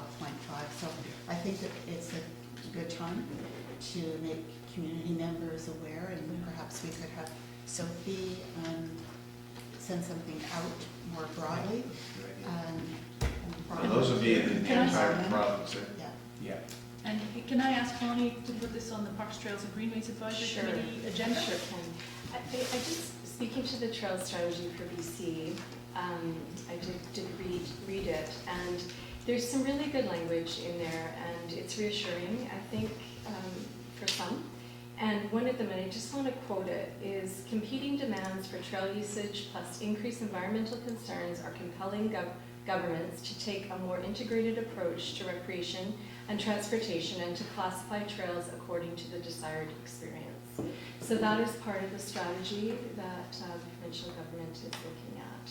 And Mount Gardner, I think, fits into, desired use of certain trails. So, and I think it's really important that the community weighs in on the strategy. Yeah. All right. So does that answer your question? Yeah, but I guess it's just, the coalition is doing good things, and I think that the capacity that the trail riders brought to the work to help with trails for hikers and horse riders was really important. Yes, yeah. I think so, and I don't, just because maybe, BITS basically has said that it's really administrative. They're run by volunteers, and so they just found with the code there's that extra 7 minutes and distribution of those minutes, and they just felt that it was just a bit too much for them. So it doesn't preclude that the chair would still continue to do some good work on the trails. They still probably have a partnership agreement of some sort with the province, as will BITS and maybe Bagora as well. So, and you know, the hopes is that they maybe still would work together, but from BITS perspective, as Chuck said today, it was purely from administrative and volunteer capacity issues. All right, are you happy with that, Maureen? Yeah, thank you very much for following up on this. It's a difficult one. I think we definitely have to get a little bit more involved with what's happening. I don't regret what they're doing. The trail squad did such an amazing job on it. But I think there's a real pushback on motorized vehicles going up there. There's no question about it. All right. Thank you very much, Bonnie. And we'll move on to 5.2 then, response to Catesville Neighborhood Association correspondence, snow code and noise mitigation. Okay, that's me again, and so the purpose of this report is to provide a response to the Catesville Neighborhood Association correspondence dated December 9th, 2019, which came to Mayor and Council. And a bit of background, Bowen Island Municipality received a letter from the Catesville Neighborhood Association that outlined concerns related to noise in Snug Cove. At its January 13th, 2020 meeting, Council passed a resolution that stated that the letter from the Catesville Neighborhood Association dated December 9th, 2019 be referred to staff and report back to a future council meeting. So here I am tonight reporting back. Just a bit about noise mitigation. In the letter from the association, they had some good points about possible mitigation measures to address some of the noise in Snug Cove. And staff is suggesting that the points raised by the association, for example, minimizing amplification and directing amplifying speakers towards the ocean, not facing up the hill, could be addressed in a noise mitigation plan supplied by applicants and to be included in all noise exemption applications for events in Snug Cove. If events in Snug Cove are bylaw exempt, or that is not contravening bylaw provisions, staff is not informed as noise bylaw exemptions are not required. However, staff knows when community events are taking place, and staff also has a list of events that have been granted exemptions. Staff could include a calendar of known Snug Cove events in noise exemption council reports that's for events that are in and around Snug Cove. This schedule of events could give council information that could inform decision making. Financial implications, none identified. Communication strategy, that the Catesville Community Association would be contacted with the council outcome from tonight's meeting. No ecological implications identified. And that brings back to the recommendation before you tonight, Mayor and Council, and that is that Council directs staff to obtain a noise mitigation plan from any applicant seeking to hold an event in Snug Cove that requires a noise exemption and include the noise mitigation plan as part of the noise exemption report, and that council directs staff to include a calendar of known Snug Cove events in noise exemption reports specific to Snug Cove. Second. Okay. Just a quick comment. I like what you've done. It's exactly what I think we were asking for, and I think this speaks well to how you're responding to the community's requests. So I support this. Thank you. It might be helpful to provide a sample of a good noise mitigation plan and a sample of a really bad one. Yeah, like you do that in school. Here's good, here's bad, aim for that. Okay, good idea. We were thinking of that because we have a really good one that somebody just submitted for a wedding. They just wanted to, so that was fantastic. Rob, and then Bonnie, just a comment on this. My own concern here, and I've sat on the Boat Fest board and we deal with the permit and all that, and it's just, the concern is that this is more work for volunteer organizations to do. I know both of the boards are already struggling and they do a good job, but we're talking smaller groups that are doing this. Is this potentially putting a burden on these groups to another report that they gotta fill out and send to you and you gotta reply and yada, yada, yada? Well, BoFest is under sort of a different ball of wax, let's say. It's a community event, but it doesn't require canvassing. So was a long time ago, Alison, you could maybe give the history on that event in particular and the dock dance. Well, I was gonna ask some questions about that, because I'm not sure that so one of the things I was gonna ask is which organizations get that exemption? Because the ball tournament comes up as one in his mind, but we did sort of, with a few of them, they're annual things and they happen, so once you sort of, if it's an ongoing community event, if you've got your ducks in a row the first time, then you don't have to do all the canvassing and everything, you just have to submit the details of your event. And I would think, once you've done your noise mitigation plan the first time, other than tweaking it for things that didn't work, you're not gonna have to redo it every time. Because they're sort of annual type events that are similar and things like that, so. all depends on the work the year before, though. Did I understand you to say that the ball tournament is exempt? Well, no, the question has come up because part of the thing was these are annual and ongoing, quote, community type events. And for them to have to go through the canvassing bit every year. Oh, I don't think there's. So it's an old resolution, and as Yeah, I and remember I can't it, find I all the don't, background. BoFest, so what it was back in the day, and it was really old resolution, was when an event happens, the exact time, the duration, basically, but exactly the same weekend, year after year after year. So that was the dock dance, which always occurs on the same weekend, and BoFest, which always, in recent memories, always occurred on the same. So those two events through council resolution a long time ago were exempt from the canvassing requirements. That was my question. Okay. So we moved and seconded. Yeah, I think there should be, to Maureen's point, there should be some kind of a template for the mitigation and what it looks like. Oh, I just wanted to make a suggestion, just because I was recently at the municipal law BC course and kind of encountered things like this, and that this would be a really good example of where we could use policy that says what organizations are exempt, includes the application form for this noise mitigation, and a few other things that aren't really set out in bylaw but are general practice, just so that we don't have to have these conversations every year. It's just sort of I there. think we did have a policy that went along with this noise exemption, but it's very hard to understand. Well, perhaps review them. yeah. All good points. I like the idea of, I'd be happy to make a motion that council direct staff. You have this motion on the We've table. already got one on the Sorry. table, so we got, yeah. Sorry, but Okay, let's take a vote on that, all in favor. Thank you, that's unanimous.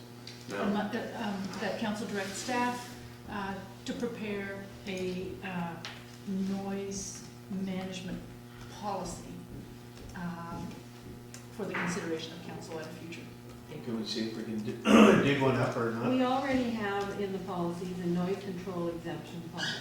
so perhaps an update. An update, So yeah. let's just review the noise exemption policy. Report back on that. Yeah, and report back.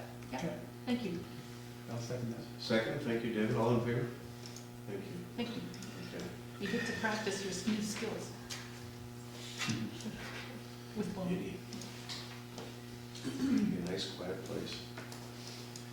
Okay, down to staff reports. So Bonnie follow up. again. Huh? Bonnie again. Yes, indeed. Follow up in October 15th, 2019, council direction regarding environmental climate action advisory committee recommendations. Bonnie.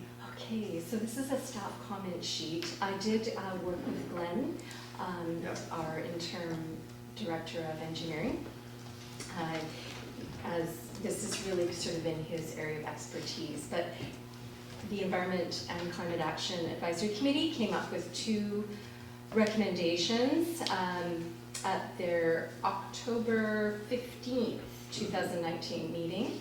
The first was that council direct staff to investigate the feasibility of installing a water flow meter at the outlet of Grafton Lake at the start of Terminal Creek. And the second recommendation from ECAC was whereas the culvert on Miller Road at Terminal Creek is damaged and requires replacing, and whereas this culvert services the largest stream on Bowen Island, receives the highest water flows, and crosses a major road, and whereas susceptibility to flooding is a concern, as washout has the potential to strand a high percentage of the island's population, and whereas a bridge may be better to facilitate beaver damming mitigation than the existing culvert, therefore be it resolved that council directs staff to investigate the feasibility of replacing the culvert on Miller Road at Terminal Creek with a bridge. So I will just start with the first item, which is the flow meter installation at Grafton Lake. And I'll just read out, Glenn and I sort of crafted this response together. So the outflow rate data is useful information to ensure minimum environmental base flow commitments to Terminal Creek are being made, to provide data regarding the overall functions of the watershed, and to assist with updating the operating protocols of the dam, particularly in light of growing demand as water supply in the face as a water supply and in the face of climate change. In order to accurately measure a wide range of flows with least long-term maintenance, a primary measuring device would be required, such as a weir, a pipe, or a flume of some sort. It is also desirable for a direct power source to a data logger rather than batteries. So for semi-permanent installation, Glenn estimated the cost to be approximately $30,000, between 20 and 30. A more accurate price would be sought if the project is fundamentally supported. This project has not been identified as a priority in 2020. However, in 2021 or in subsequent years, Council may consider data collection a priority as it relates to a comprehensive water storage, potability, and outflow study of Grafton Lake. So that was the response crafted in response to the ECAC recommendation number 1. And number 2 is the culvert replacement on Miller Road. So culvert replacement at Miller Road Terminal Creek crossing has been identified as a capital project in 2020. The interim director of engineering supports a design that better addresses flood risk reduction and improved fish migration. However, there are both bridge and culvert configurations that can achieve this. Both options are expected to be expensive, but a bridge more so than an improved culvert.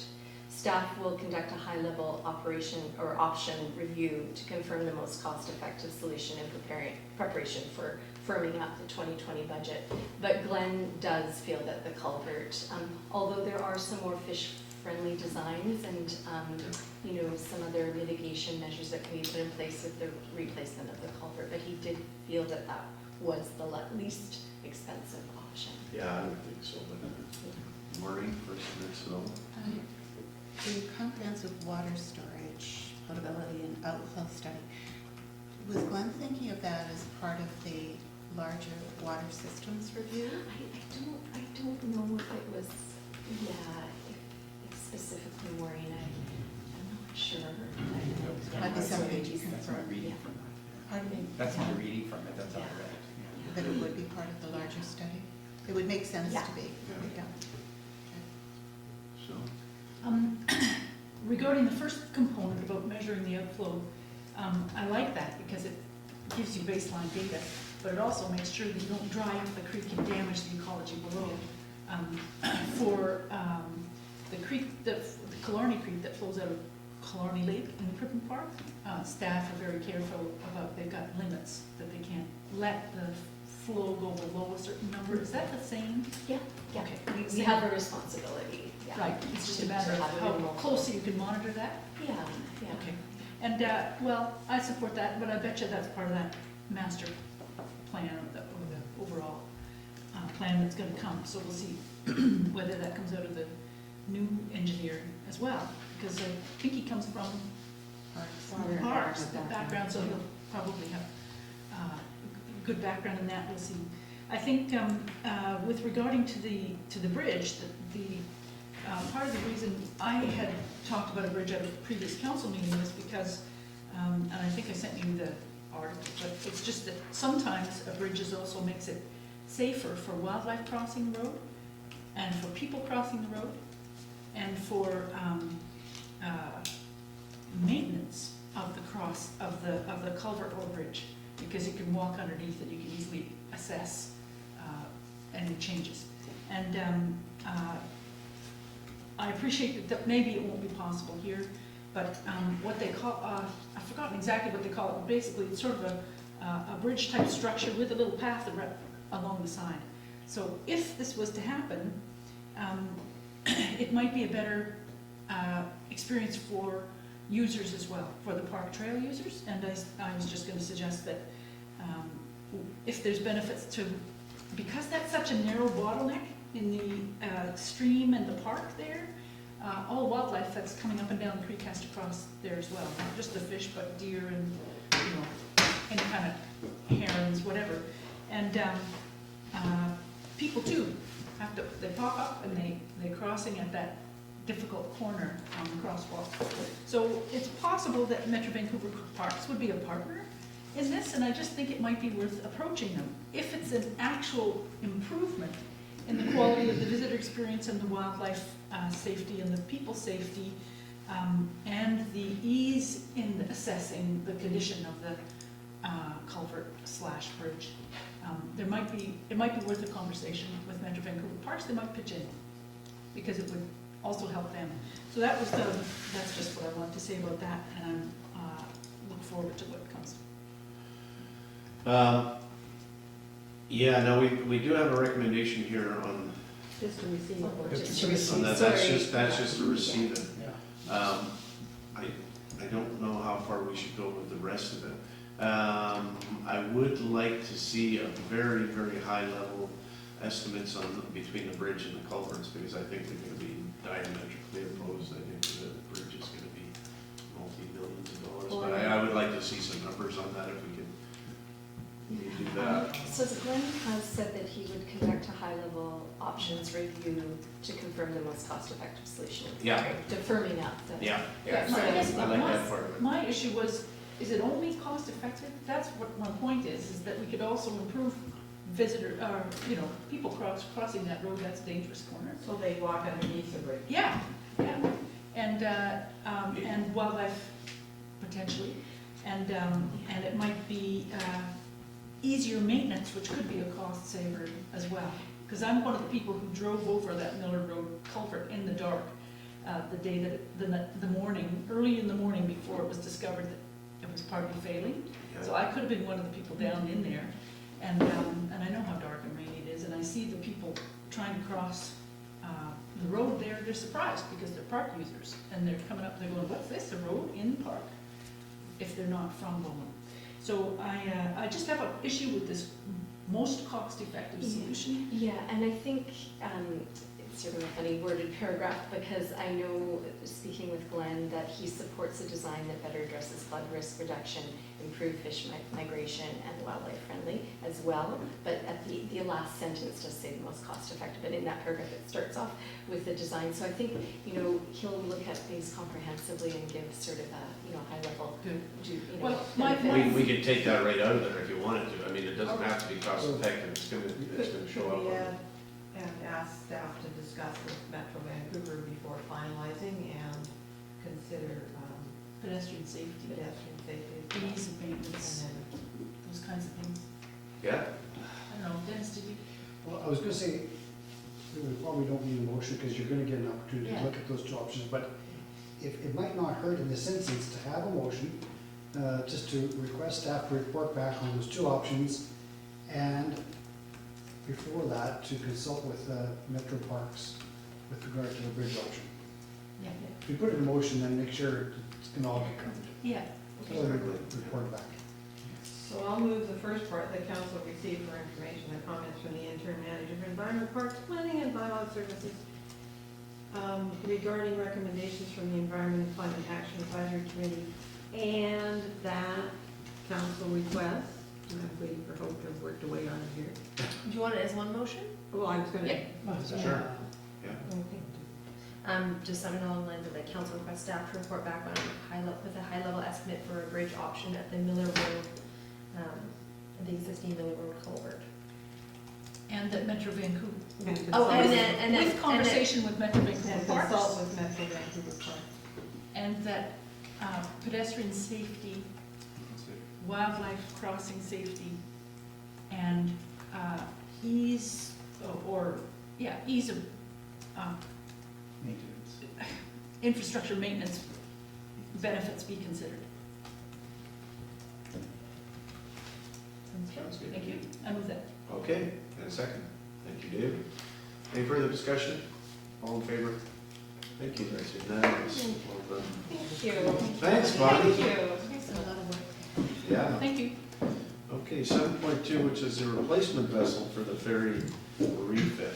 Daniel.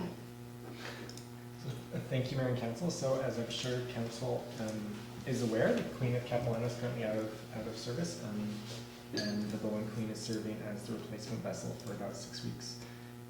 So what staff has done is just put together a report seeking direction from Council to communicate with BC Ferries, confirming that the Bowen Queen will not be used in future refits, and putting forward a request that an adequate vessel of similar capacity to the Queen of Capilano be used instead for the next refit.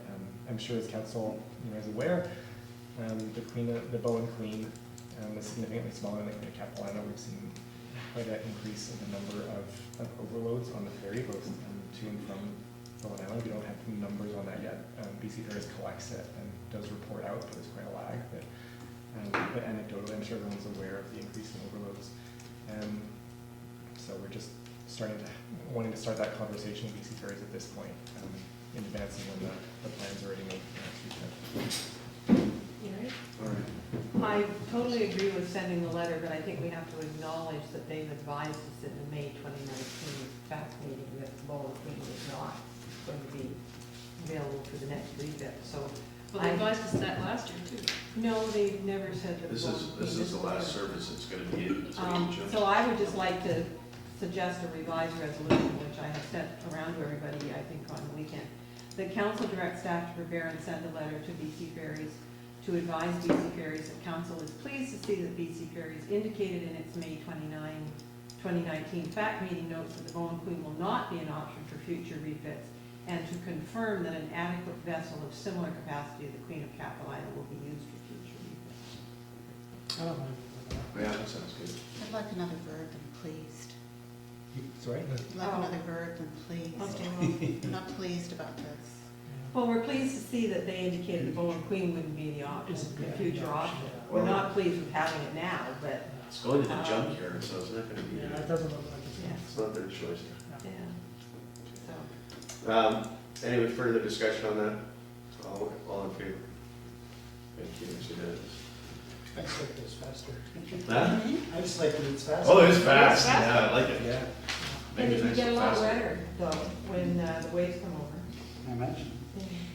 We have talked about in the past inviting Mark Collins or someone senior from BC Ferries to come and speak with us. We haven't done that in quite a while, and if I'm remembering correctly, there might even be a resolution that we made in the past year. I'd like us to follow up on that, because I think sending letters where we indicate that we're pleased that they're not going to be doing something that they should have stopped doing quite a long time ago is one thing, but actually having a face-to-face conversation with them might result in them sticking to the commitment, and might also give some members of our community an opportunity to express their displeasure with how things have gone in the last 3 weeks. Absolutely. I think that's a great idea. Hope, did you get an I action know item that on there that? is a resolution on the books, and it was just one of those things. Yeah. So I'll follow up. If we could act on that, I think that would be really Maybe- helpful. Maybe And- we could better advertise the next ferry advisory committee meeting to the general The public. ferry advisory committee meetings are in the morning, when every commuter who's This going to is go up is there, gone. or in line for the Yeah, ferry. So if we're gonna have a FAC meeting, if we could better advertise it, but do it on the weekend or do it in the evenings. But I do think a council, sorry? It used to be in the evening. Yeah. I used to sit on it in the evenings and nobody ever showed up, so I don't know. Have a council meeting where, because we do need to do that. You've got that? Yes. Thank you. That's a good point. I'd also consider loading priorities. There's some funny stuff going on there. I don't know. I think that's been addressed through staff. Staff have followed up on. Which part? Oh, you the Marshall side or the other? No, not the Marshall. I'm talking about the other side. Oh, The okay. priority boarding for commercial. Oh, Anyway, can have that discussion. We were paying attention to it the last couple of times in Bell, and it was working very well. Well, it didn't work. Yeah, that's for sure. Okay, so 9.1, Mayor Standing Committee on Community Lands. This is one we had in the last agenda, and it got pushed, same with the next one. But so the recommendation is from the Mayor Standing Committee on Community Lands that council approve investigation of potential land swaps with Metro Vancouver Parks, including access to Lot 2 off Mount Gardner Road, and the council directs staff to provide a report regarding all possible accesses, or is it access to Lot 2. So under the Mayor's Standing Committee, obviously we got, if everybody can see that, but we obviously have the potential of the community center going in here. We really don't want to see an entrance road through here that disconnects VIX with the community center. So that wouldn't be a really good option. Glenn had some reservations about either coming in here off of Miller Road, or, and we've already sort of priced this one out here, which is quite unreasonable. But there's potential for maybe some land swaps around here. Not so much that one, but this one. And the other one, which was, the suggestion was we come in here through the snake field or whatever it's called. But that would of course involve Metro Parks, because it goes right through the corner of their park here. But there's other stuff, there's also the creek in here and a few other things. But so it's just open up discussions about how we're gonna get into this piece of property. You know, in the future. Into the back? In here? Yeah. Well, we can get in, yeah. I mean. Or even the townhouse development to the north of the, or, you know, the housing that's already been zoned. Where in here? To the north of the community center. In here, yeah. But this is pretty steep coming in here, and this is probably has some potential, but then the thing is, you're coming back down onto a very busy road. So we've looked at this one. I think staff has some reports, and not so much on this one. Glenn looked at it, and we had a verbal about, he said, well, there's potential there, but it's like there's potential anywhere.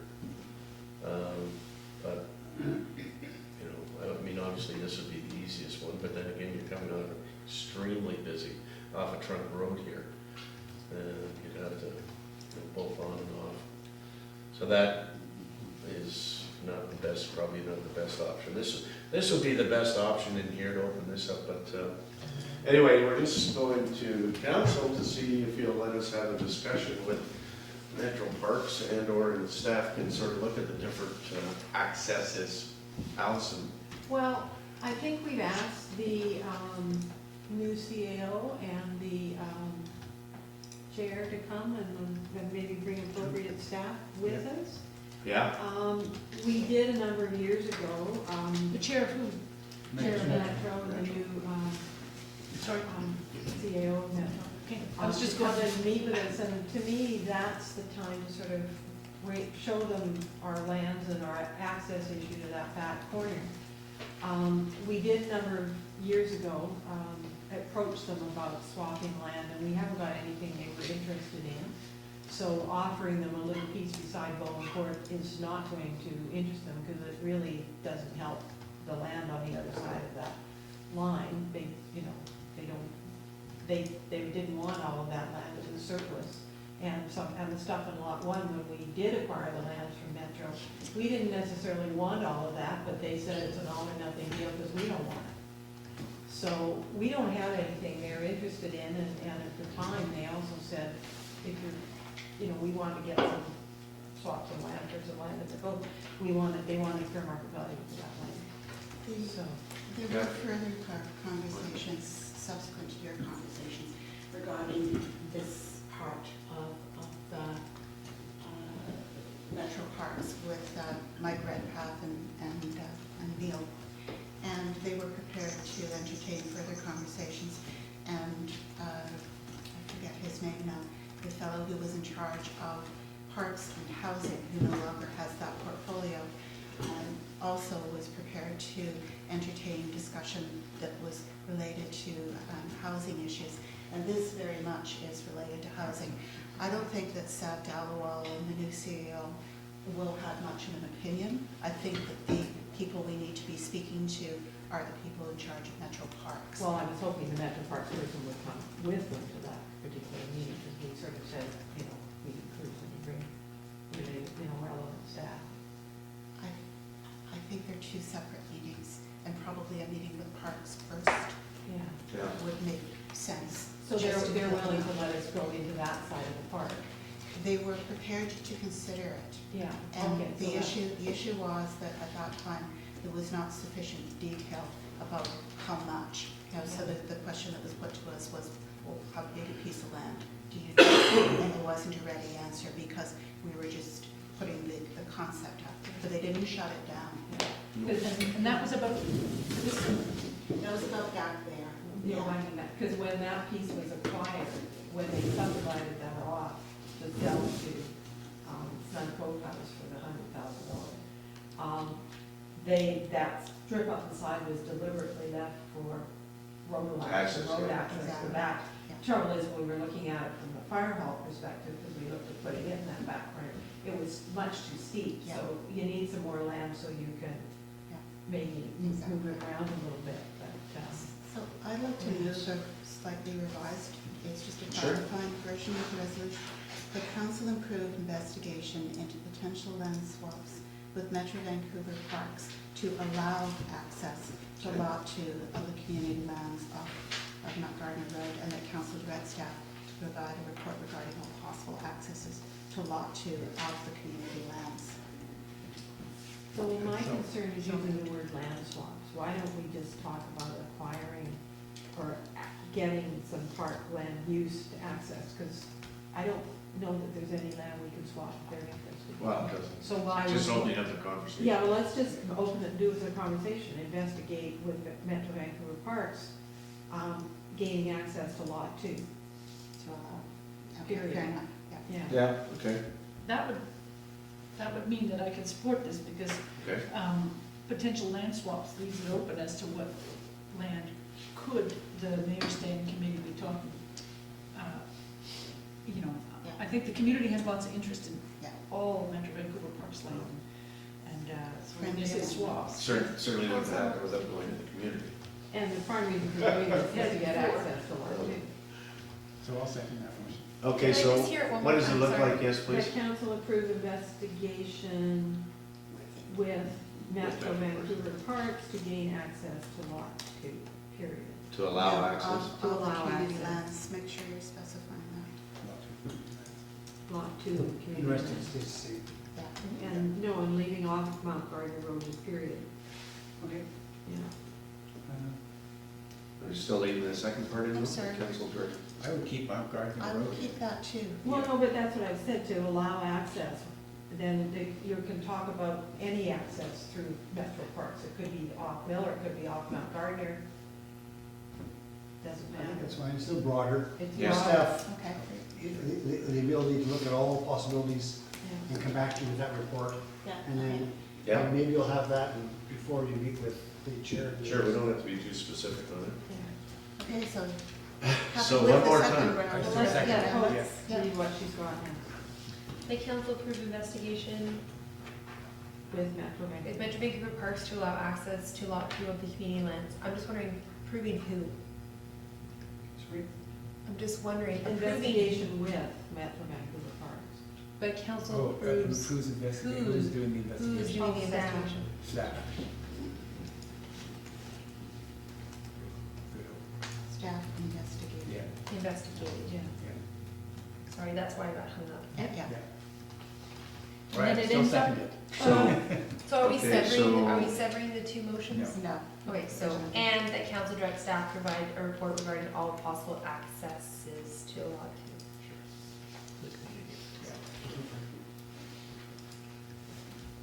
So that's the motion? Yeah. In its entirety. Second. Okay, and it's been moved and seconded? Yeah. I'm just asking. Can I ask you a question? Okay, so that takes it out of the standing committee then, obviously. It goes straight to staff and bypasses the standing committee. I think so, at least initially, because we kind of have gotten to the end of our knowledge within Yeah. I the think, standing yeah. committee. Yeah. And we need some people Yeah. to actually look Check at it the out. land much more clearly and, yeah. Okay. So we got a first and second? Yeah. Any further discussion? Sue Ellen? Yeah, I'm just interested in maybe somebody can explain why this is being looked at now, because we did all the rezoning of lot 1, and we got all kinds of projects going forward on lot 3. I'm just concerned about capacity and that kind of thing, and I'm just wondering why start looking at that area back behind lot 2 now.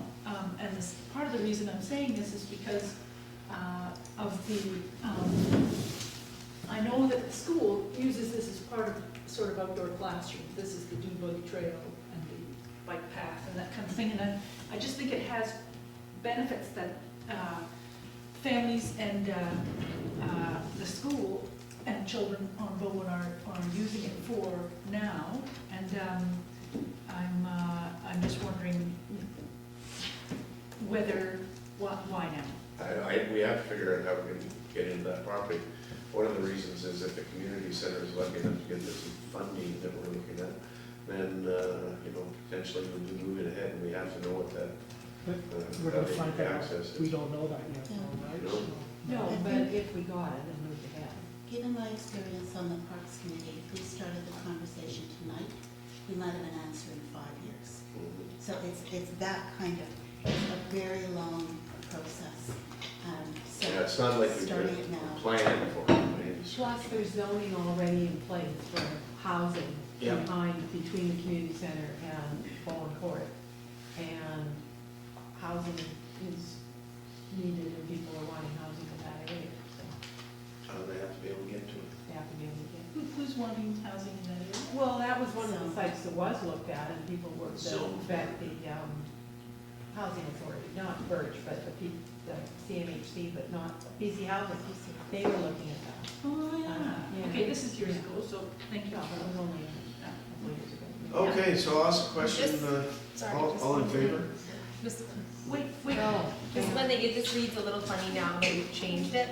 So it says the council approves staff to investigate with Metro Vancouver Parks to allow access. So I'm just gonna strike to allow access, or to allow, and just leave with Metro Vancouver Parks access to lot 2.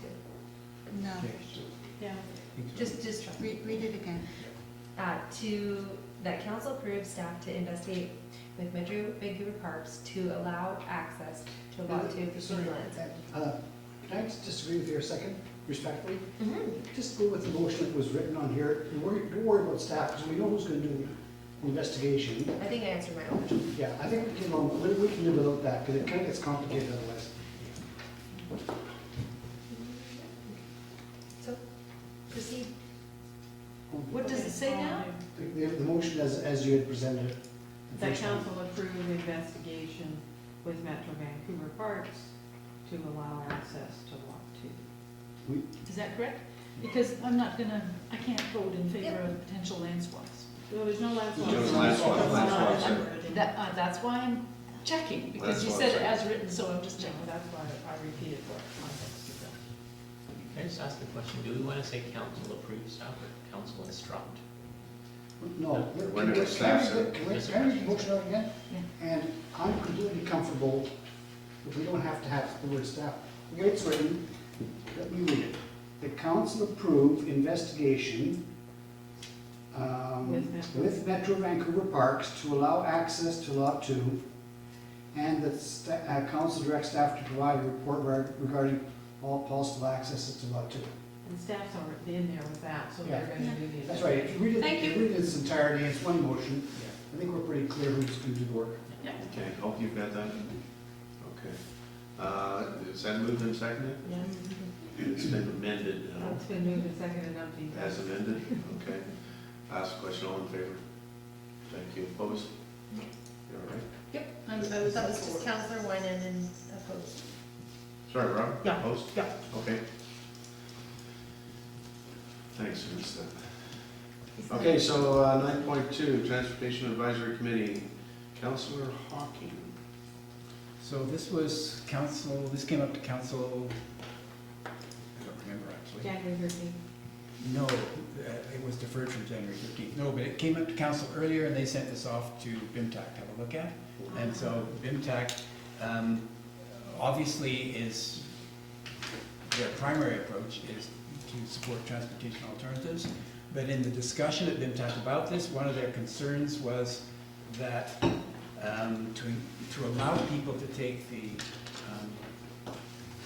allow people to walk onto the ferry and take things such as the Transportation Society's bus for areas that aren't supported by parking, or sorry, by transit, they needed some parking. So that's why BIMTAC supported that, or supported looking at additional parking spaces. They did not want, new areas of forest to be cut down or anything like that, so they were looking at ways of doing that on our additional roads. So that's where BIMTAC came on this. And one of the, I think we mentioned this in the last meeting, one of the ideas was the one that was raised by staff several years ago, and it was just switching the parking on Government Road, our stretch of Government Road from the crossroads onto the north side rather than where it is on the south side, and that would give you a dozen extra parking spaces at the cost of a can of paint, sort of thing.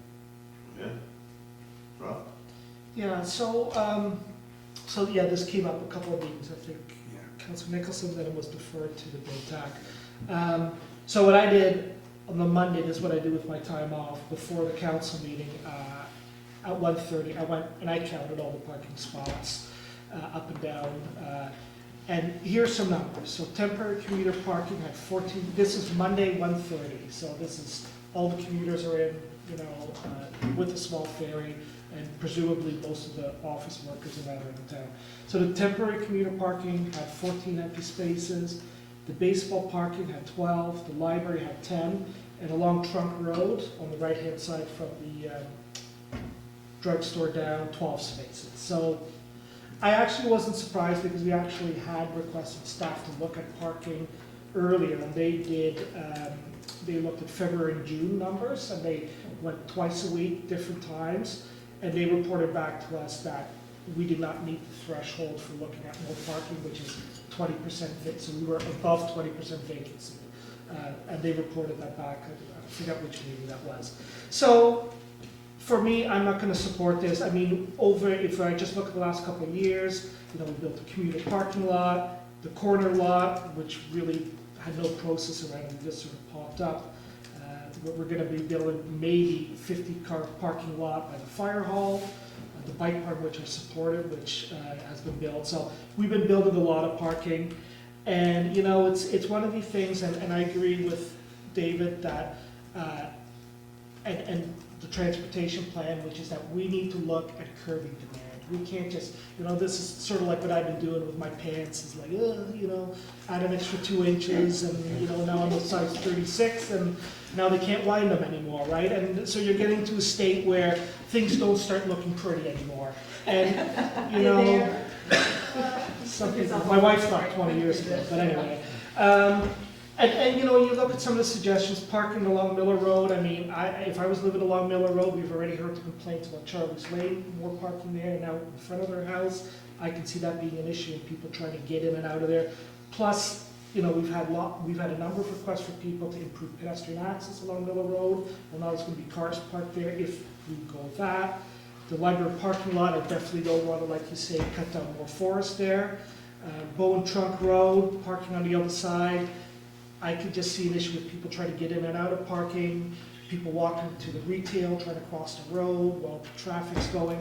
So for me, right now, I think we're in a spot right now where we have a transportation plan in place that is striving to build options for people to come down into the cove without their car. And I live an hour away from the nearest transit stop. I'm all the way to North End, so I know what it's like not to have transit.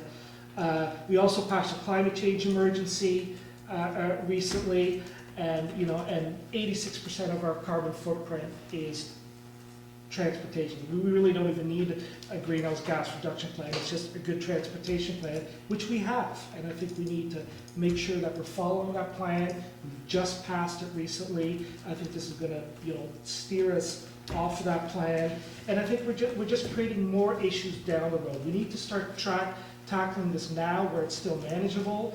Just more and more and more parking, I don't think is going to get us there. And just also finally, like this got bumped off the last agenda because our agenda was so full. We have, I don't know if it's a third position or half position as a transportation planner, who is like Emma, who's working on tons of stuff right now. We've already been identified as there's going to be an issue with staffing for the transportation plan. I don't want to start adding this and especially muddling up the waters on staff like that. We need to be focused, for instance, on the cross-island pathway, which we need to get going on in the next couple of months. So to me, I don't see that there's a huge emergency to do this right now. I don't even think it's the right way to go. I think we need to be looking at better options to get people into the cove and not just continuously build more parking lots. So I won't be supporting that motion. All right, Marie? I will be supporting it. This work within VinTech came about as a result of anticipating issues with parking in the cove related to the loss of a number of the parking lots that we currently have. The lot, the triangle lot that will hopefully become housing, the commuter parking lot, the potential loss of the Renison lot. Nowhere here does it say to particularly act on any of this, but the idea was to anticipate that there would be a problem down the road if there was not a problem at this point, and be prepared for it. And I think it would be wise to be prepared for it. And if we don't have parking there for people who want to get on the ferry as a passenger, or get on the bus at the other side, or get on a water taxi, that we actually get one of those up and going again, then people will drive their cars onto the ferry. So I think having adequate parking in the cove is one of the most important things that we can do in terms of greenhouse gas emissions and moving people into alternative forms. So I'll be supporting. All right. So? I don't think I'm going to be supporting this one. I'm concerned that the whereases don't mention the Integrated Transportation Master Plan, which includes lots of data which I haven't looked at because I didn't have time, but because I think it's in there. I don't know if it's the same large percentage of Bowen Island population that commutes doesn't have access to public transit. I don't know that those are the ones that commute. People take Peter's bus now, and that result, that's there have been changes in the way people transfer themselves around, transit themselves around, and I like the idea of our active transportation policies and the transportation master plan, the multi-use pathway and cycling and all this kind of thing, and leaving cars closer to home. We haven't really explored very much the idea of kiss and rides, or what's that called? Yeah. Park and ride. Thank you. And other alternatives. And I also don't see in here about.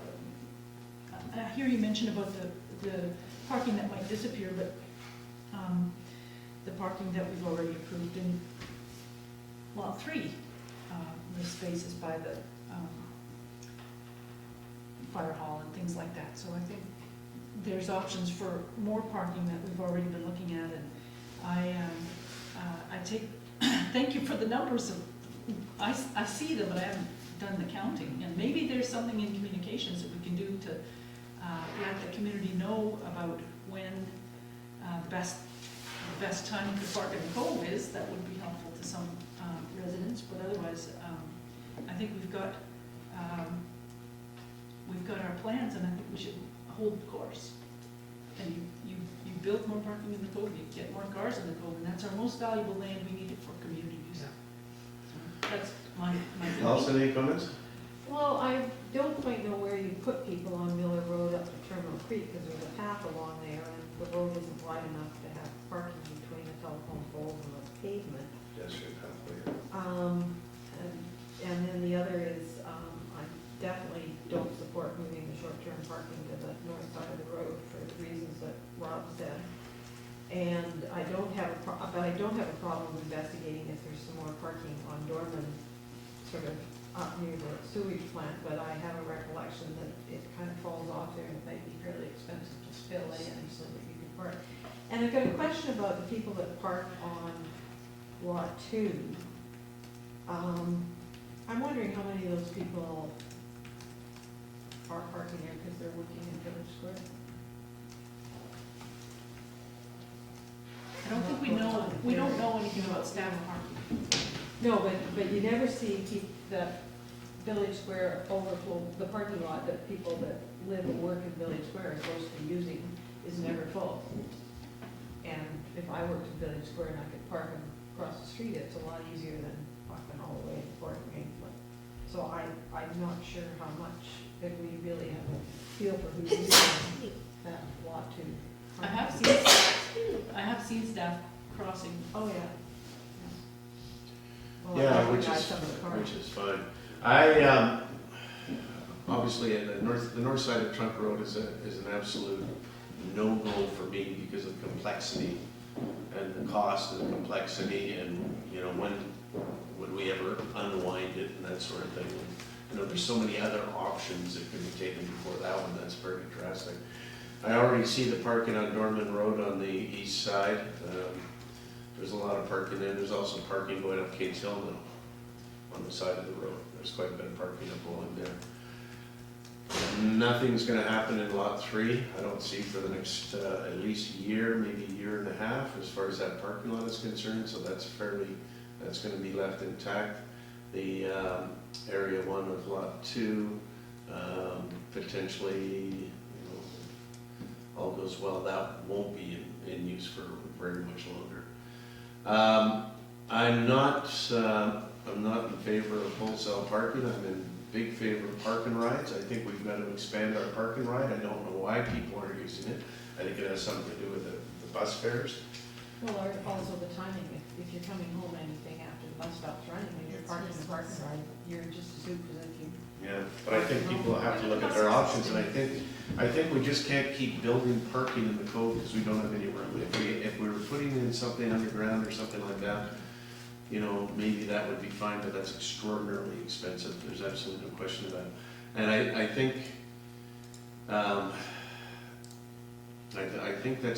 that's just a step backwards, and I think people have to understand that there is not going to be unlimited commuter parking in the Cove, period. And I think they have to sort of get their mind into that mind space that not everybody's going to have commuter parking in the Cove, and I don't think it's something we encourage. We should be encouraging people to take the bus. We should be encouraging the park and rides. We should be encouraging people to double up in their cars. I don't think we can sacrifice, or thumbing it, but I don't think we can sacrifice our community lands in the Cove for the parking. And then, you know, we're certainly not doing that. I mean, look what we've done with the parking for Area 1 of Lot 2. We've reduced our parking component by more than 50%. So what we're saying is we don't really want cars in the Cove, and that's not, the walking village thing is not going to be covered in cars. I wish there was another way, and maybe there is. I don't think that's the answer. I also don't think we have to move quickly on this. It's not something I think is really stressful right now. So is this It's going to be motion very moved? slow. What? Is this motion been moved and seconded from the process perspective? No, but everybody's having their say, and that's about Already it. have behind that, that was all. Can I just okay. mention though, what has been moved and seconded and approved in a prior council meeting was to, if I'm remembering correctly, Daniel, was to direct staff to begin working on a parking plan for Snow Cove. And this came out of that motion because there was objection about we have a transportation plan, so it was not just a matter of staff looking at parking in the cove, but the Transportation Advisory Committee looking at it. So even if this were to be deferred or not passed, we still have a standing recommendation that instructs staff to begin work on this. That's part of that. It's part of the resolution, isn't it? Wasn't that part of the this resolution? It was from, I have to look back, but it was something that council direct staff to identify potential public parking spaces on community lands, so it's. Community. But I don't think it was up specifically on community lands, but staff was provided the direction to start looking at parking, not to. It wasn't this one here. It's not this one. This flowed from that original recommendation, where staff was directed by council and the Transportation Advisory Committee was directed by council. I don't recall that. Let's see if, so we can find that motion. Daniel recalls There that. is a motion for staff Here to you go. consider parking in the code. That council direct staff to begin work on a plan in consultation with the Transportation Advisory Committee to identify potential public parking sites in Snug Cove to address the loss of parking resulting from the development of Area 1, Lot 2, and Lot 3. That was from November 12th. Okay. So it stands. Yeah. And unless we're providing direction to the contrary. And that the notion is a plan, not to be moving forward with putting more parking in. It could be a matter of the staff end up coming up with recommendations to maintain the amount of parking or even to reduce the amount of parking. And if it's viewed within the context of a transportation plan, it could be phased over time. Well, do you want to wait for that recommendation from staff and we can pull this last resolution? Yeah, I'd be fine with that. Well, if nobody moves it, nobody seconded it, that's when it's full. Yeah. I mean, the ideas from the Transportation Advisory Committee are here, and Yeah. staff can consider those Yeah. ideas, and has heard council say, maybe that, this one won't fly, and so on. So in effect, it's served a useful function in getting an early take. But I do just want to say one more thing, which is that I do commute. Yeah. Some of us commute. We need parking. 800 odd people are getting on that ferry and going to work. And park and ride is not going to work for all of them. No. And if you go down to the Cove, I mean, you may have gone down today. I've gone down to the Cove plenty of times, midday on the days when I'm on island, and I can't find a spot. I simply can't. Hope is not it. So, I mean, anecdotal evidence based on one day, forgive me, Rob, one day's survey should not prevent us from thinking in what amounts to the short term. A year, 2 years from now, 3 years from now, that's short term. And if we end up with buildings on those current parking lots, we're going to have a problem. We're going to be scrambling. Agreed. I mean, it's an issue. It's absolutely an issue. There's no question about it, and it's not going to go away. I just don't know how dire it is right now. Just a final comment. I commute as well, okay? There's lots of us who commute, okay? And where there is parking in the Cove, it is not like there is zero parking in the Cove. So it's finding appropriate levels. And, why is the park and ride not successful? Nobody's going to use a park and ride out by Sunset over there when they can just drive and park for free right in the middle of the Cove. Nobody's going to use that. So it's no surprise that people don't use that because there's no pressure for them to use it. That's how it works. People go lowest pressure. Why would you drive there, park your car, then wait for the bus, then take the bus? I mean, nobody's going to do that. that. So there's no Yes. rocket science Yes. yet. But if there's no parking, or if the parking is really limited, then people will go, oh, I need to find a different option. And then they may use a commuter parking lot. Or they may decide, you know what? Maybe I can get this electric bike from Grafton Lake and bike over there instead of just driving quickly and parking it for nothing.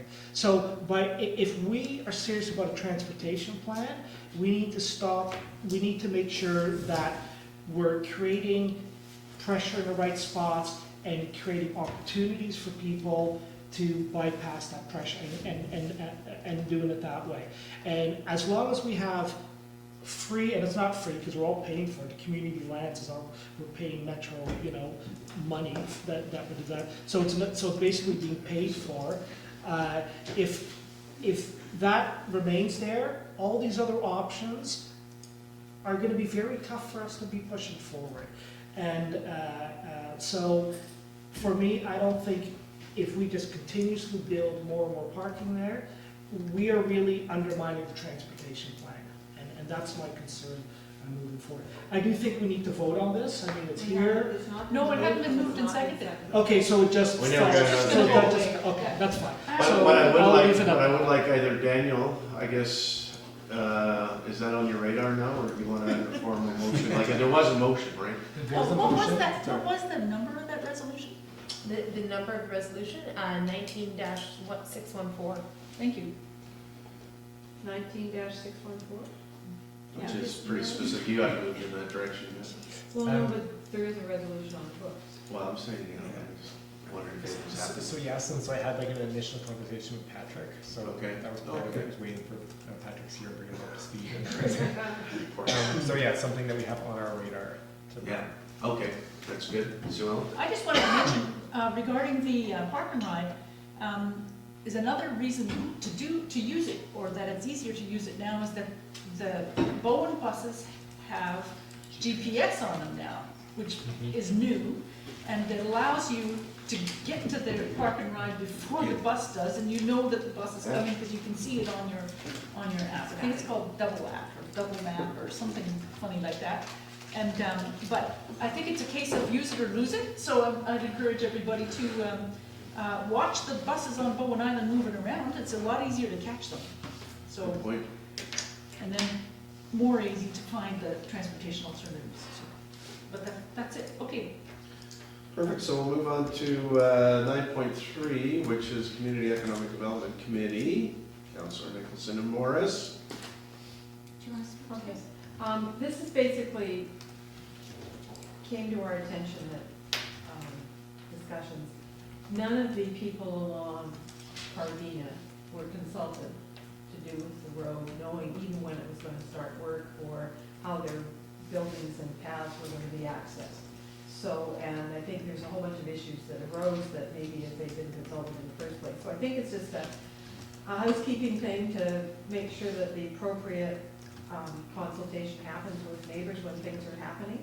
So the motion is that when paths, trails, and road upgrades and other changes to public infrastructure are being considered, that nearby businesses, residents, and property owners be informed and consulted where appropriate during the planning and implementation stages. So it's just. Here. Yeah, we didn't do that much Cardina. I thought we did that with We've Cardina. had a few issues over the years, and so this is just getting it in. Some of the residents were. There must have been a public. No. There was absolutely no public Sure consultation. there was, because the fellow that goes at the end, Jonathan, what's his name? Well, he got back because he was out there all the time, it was in front of his house. He didn't know before until he started to. We didn't have an open house on it. And the people that occupy the library, the cottage, and Yeah. This is one thing I wanted to ask about your motion, is it doesn't include tenants of public buildings. we said businesses, residents, and property. Well, I didn't owners. think about the library and the Karen Circle as businesses. So I just wondered if there was Nearby businesses, residents, organizations, and property owners. Sure. Motion's not being I moved it when I read it. Sorry. Did you put that So I think we organization? put businesses, organizations, residents, and property owners. Okay. I just thought we were doing this already. I'm sort of surprised that that never happened. But, Okay, I'll second that. And any further discussion? All in favor? Thank you. New business. Metro Vancouver Director, David Hocking. So, thank you, Gary. So last Friday, I guess it was, we have the Climate Action Committee, and there are a number of things there. Two, I think they find interesting. One was a really interesting presentation by the project manager of Transport 2050, which is TransLink's new transportation plan, looking out to 2050, 30-year plan. And it has to align with the Metro Vancouver 2050, the new regional growth strategy, and the climate change 2050. So all these things are kind of coming together at the right time, which is pretty great. Her presentation I found was really thoughtful and blunt and nice and honest about some of the tricky parts that are, because we face some really tough stuff. She talked about, you know, we're facing the triple threat of climate emergency, growing inequality, and worsening congestion. So how do you deal with all three of those? And it's, you know, it's not easy. For instance, some of the new technology that we're thinking, you know, we know with self-driving cars and all that kind of stuff, that'll make transportation cheaper in cars and probably make congestion worse. So without proper regulation, that, you know, this is not something that's going to solve problems necessarily. It could be more burdensome. And she also recognized that we've had on the books for a couple of decades the idea of pricing roads or pricing congestion in some way, and it's going to happen. We cannot reach the goals without that. And of course, politically, it's very difficult. Who wants to do that and get elected again? But it has to happen. So that was really interesting. I thought she was really great. The other thing was an interesting example of the value of Metro Vancouver staff. So remember, I guess it was a year ago or so, May 2019, the province passed that Zero Emission Vehicles Act that we had to have a certain proportion of our emissions were electric and all that. And I thought, wow, this is terrific, that's really progressive and so on. Staff looked at it in detail and found that actually people were already buying cars faster than the laws would be pushing people to buy them, and there are all kinds of holes in it. So there was a really good presentation that they did, looking at all the details, the kind of stuff that, you know, we can't do, we don't have the staff to do. Vancouver maybe has the staff to do that, but hardly anybody else. So it was just a really good example of staff doing some really detailed work and finding there are all kinds of holes in what the province is proposing and sending a letter to the province to deal with it. And they had a very short time because the province gave a deadline that they couldn't even take it to the committee. So they sent it and then sent it to the committee saying, can you approve what we just sent? And we said yes. So anyway, that was sort of an interesting example of how detailed work by staff can do stuff that we can't do here. And that was that. All right, thank you, David. Awesome. And items trust. It's going to be Councillor Fass. Sure, okay. I just have a couple of things I wanted to say. I was on Hornby Island and Denman Island last week, chairing local trust committees. So I'm finding out more about how other islands solve problems. Denman Island, for example, has a density land bank so that they know how much density remains in their official community plan, and they can use that density for specific projects. For example, they're considering it for an affordable housing project. And so it's being carefully budgeted out. And it's something we could think about for Bowen Island too, because we do have things in our official community plan.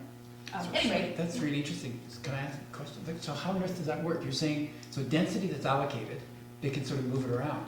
But that's private property. It's because they had in the past rezoned some forest, some lands that had more density on it to be managed forest land or something like that. So the density wasn't going to be used. So they okay, so they managed to find some excess. Took it in bank. Yeah, like I believe an earlier council on Bowen did that similarly with our Crown land. All right. And but for example, on Bowen here, when a project or a property decides to go to subdivision without rezoning, the OCP density that remains, that was calculated into the cap and all that. Anyway, it's a possibility. So just to let you know, I'm finding these interesting examples and I'm happy to talk about them. There's the strategic plan that was passed at the most recent the December Trust Council meeting, includes forest mapping, and that will be in order to, you might remember the Coastal Douglas Fir and Associated Ecosystems Partnership we're joining.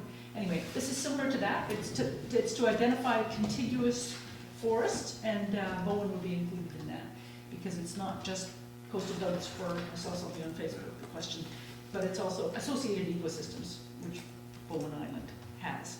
So that'll be happening across the trust area, and there's now an RFP out for that.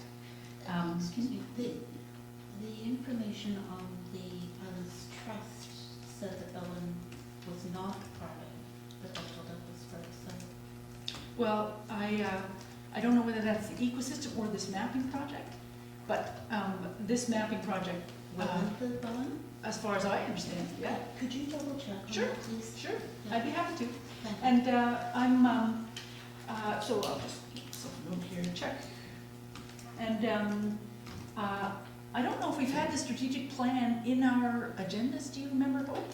No, okay, so I'll send you that too. And so everybody can have a look at that. There's a lot of climate action in the strategic plan.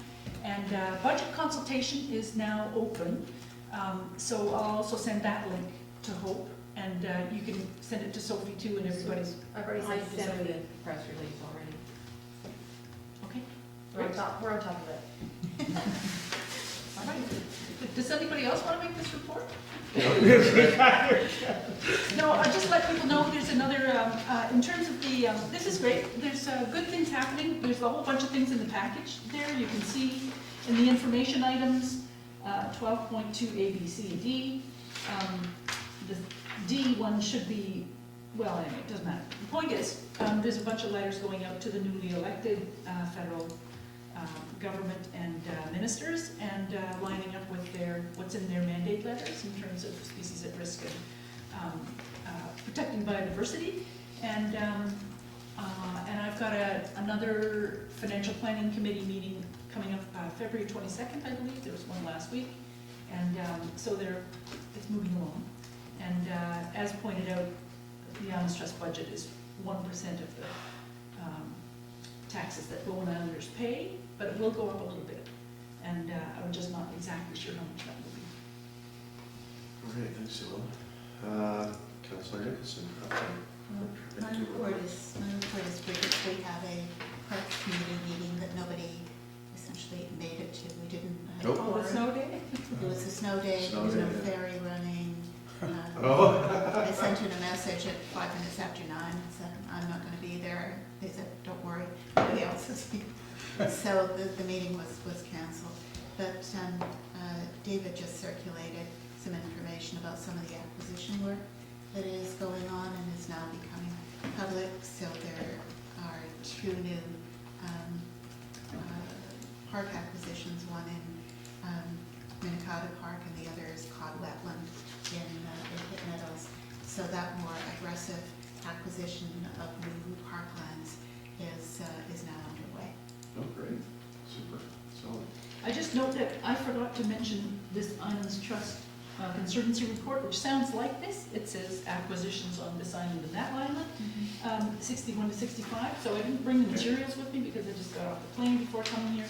And maybe I'll can I bring that forward to the next meeting? Well, the reports are included in the agenda package as well. Oh, is it? The two, right. reports are included in the Right. package. Okay. Super. Anyway, I don't want to take your time, but just to let you know that park acquisitions on Lasqueti Island and other islands are happening just the same way that the other regional parks are being established. One of the differences is in Islands Trust is park lands are not acquired through financial tax dollars, they're acquired through donations and funds raised through donations. So land donations and dollar donations. So the budget associated with them is to do with monitoring and management plans and covenant honoring. And also we have that natural areas tax exemption program. If anybody's interested in lowering their taxes and has some nature they want to protect or dreams for their land going in the future, they can contact me. Super. That's it. Hey, Allison. I guess the biggest thing is ride sharing. The province issued licenses to 2 company. And TransLink has actively got a group working together, and our staff have been participating in that working group along with staff from all the others on the intermunicipal business licensing process. And there will be a very short report on the public agenda for Friday or Thursday, and then it will be a more detailed report coming, and staff will be coming back to all their respective councils in early March, right, Daniel? For getting a discussion going on, us adopting, sort of everybody adopting common rules and regulations for business licensing. So, Allison, can I ask, so are they, because I've been hearing people say, oh, they're not allowed to go to Horseshoe Bay yet, or, so is it just in certain areas around now, or is it? well, the licensing done by the Passenger Transportation Board, as I understand it, is being done for regions now. So if Uber decided they didn't want to go to Horseshoe Bay, well, that's Uber's decision. The region for us is basically the whole of Metro Vancouver. Yeah. And then some companies have only asked for certain areas. Chunks. Yeah, I haven't actually gone and read, they turned one down, and I haven't actually read the reasons why, but I heard something, and it sounded really odd to me. But the Passenger Transportation Board has been taking quite a while to look at these, because there's been quite a number of applications. So currently on Bowen, people cannot do an Uber or Lyft, but they can if they live in Vancouver. Well, they could, the way the province is structured the legislation, we can't prohibit Uber or Lyft from offering services. Whether they're gonna wanna come over here and offer services, So it's up to or them. hire drivers that live on the island that would be willing to offer services on the island, that's sort of part of the business case model. Early days, very early It's days. Early days, yes. yeah. But by having the intermunicipal business licensing, will make it very easy, because they can pick up anywhere in the region and drop off anywhere in the region. And all the rules are the same. And what happened in the States in a lot of areas was everybody tried to do their own rules, and the state just stepped in and said, okay, we're running the show. So they're working on doing that So right now. to keep sort of some control and being able to get information about where people are being picked up and dropped off, then if that's part of your licensing requirements, and then we've got some, and it's really important for the bigger areas to be able to have some control about, just knowing where the congestion is going to be. Now, we've all got used to streets and traffic bylaws, and we can use those to regulate where the curbside pickup and drop-off might be. That's different from having a business license to operate in the area. But this just makes it streamlined and simple, and TransLink would be sort of administrative and external for getting one of the big cities to do it there. Time will tell. Question. Do you anticipate there needing to be any changes to our No, sweeps bylaw? talking to Tessel, who's been going to the meetings, and I don't see issues. There may be some things that we have to put in place, but that's will all come forward with sort of a package. Okay, section 11 items are moved from the consent agenda. Allison, you still got this 12.1D. Yeah, and my reason for doing that is I'm totally supportive of the letter, but I think we just need to dot all our i's and cross all our t's and pass a motion that says that council is in support of the letter being sent to the Ministry of Health. Yeah. Just so we can point and somebody can say, yes, that council was supportive of that. And I'm partly doing that because I can remember a few issues, where somebody called the mayor to task for speaking on behalf of our community without having the council's blessing. So I think there was a discussion about all the different support resolutions we gave to the health center, which would indicate the council Yes, but we, in great support of the well, I health center. still feel that we need to just dot all the i's and t's, so the No, I minister agree. came back I and agree, said, sure. point to a resolution that's just Yeah. saying, the council is in support of the letter that was supports the letter sent to the Ministry of Health with support for the Bowen Island Health Center Foundation dated January 20th, 2020. Okay, I'll second that. Further discussion, all in favor? Thank you, that's unanimous, thank you. I won't get it again. No, it's fine. I think it's fine, it was a short-term. It was a short-term thing, yeah. Yeah. Okay, so, information items, we're rolling this down to question period. Got nothing? Speechless. Got nothing, all right. Thank you for hanging in there. You're gonna write an article about the trail survey though, that the province is doing, right, for the crown. So you can write it.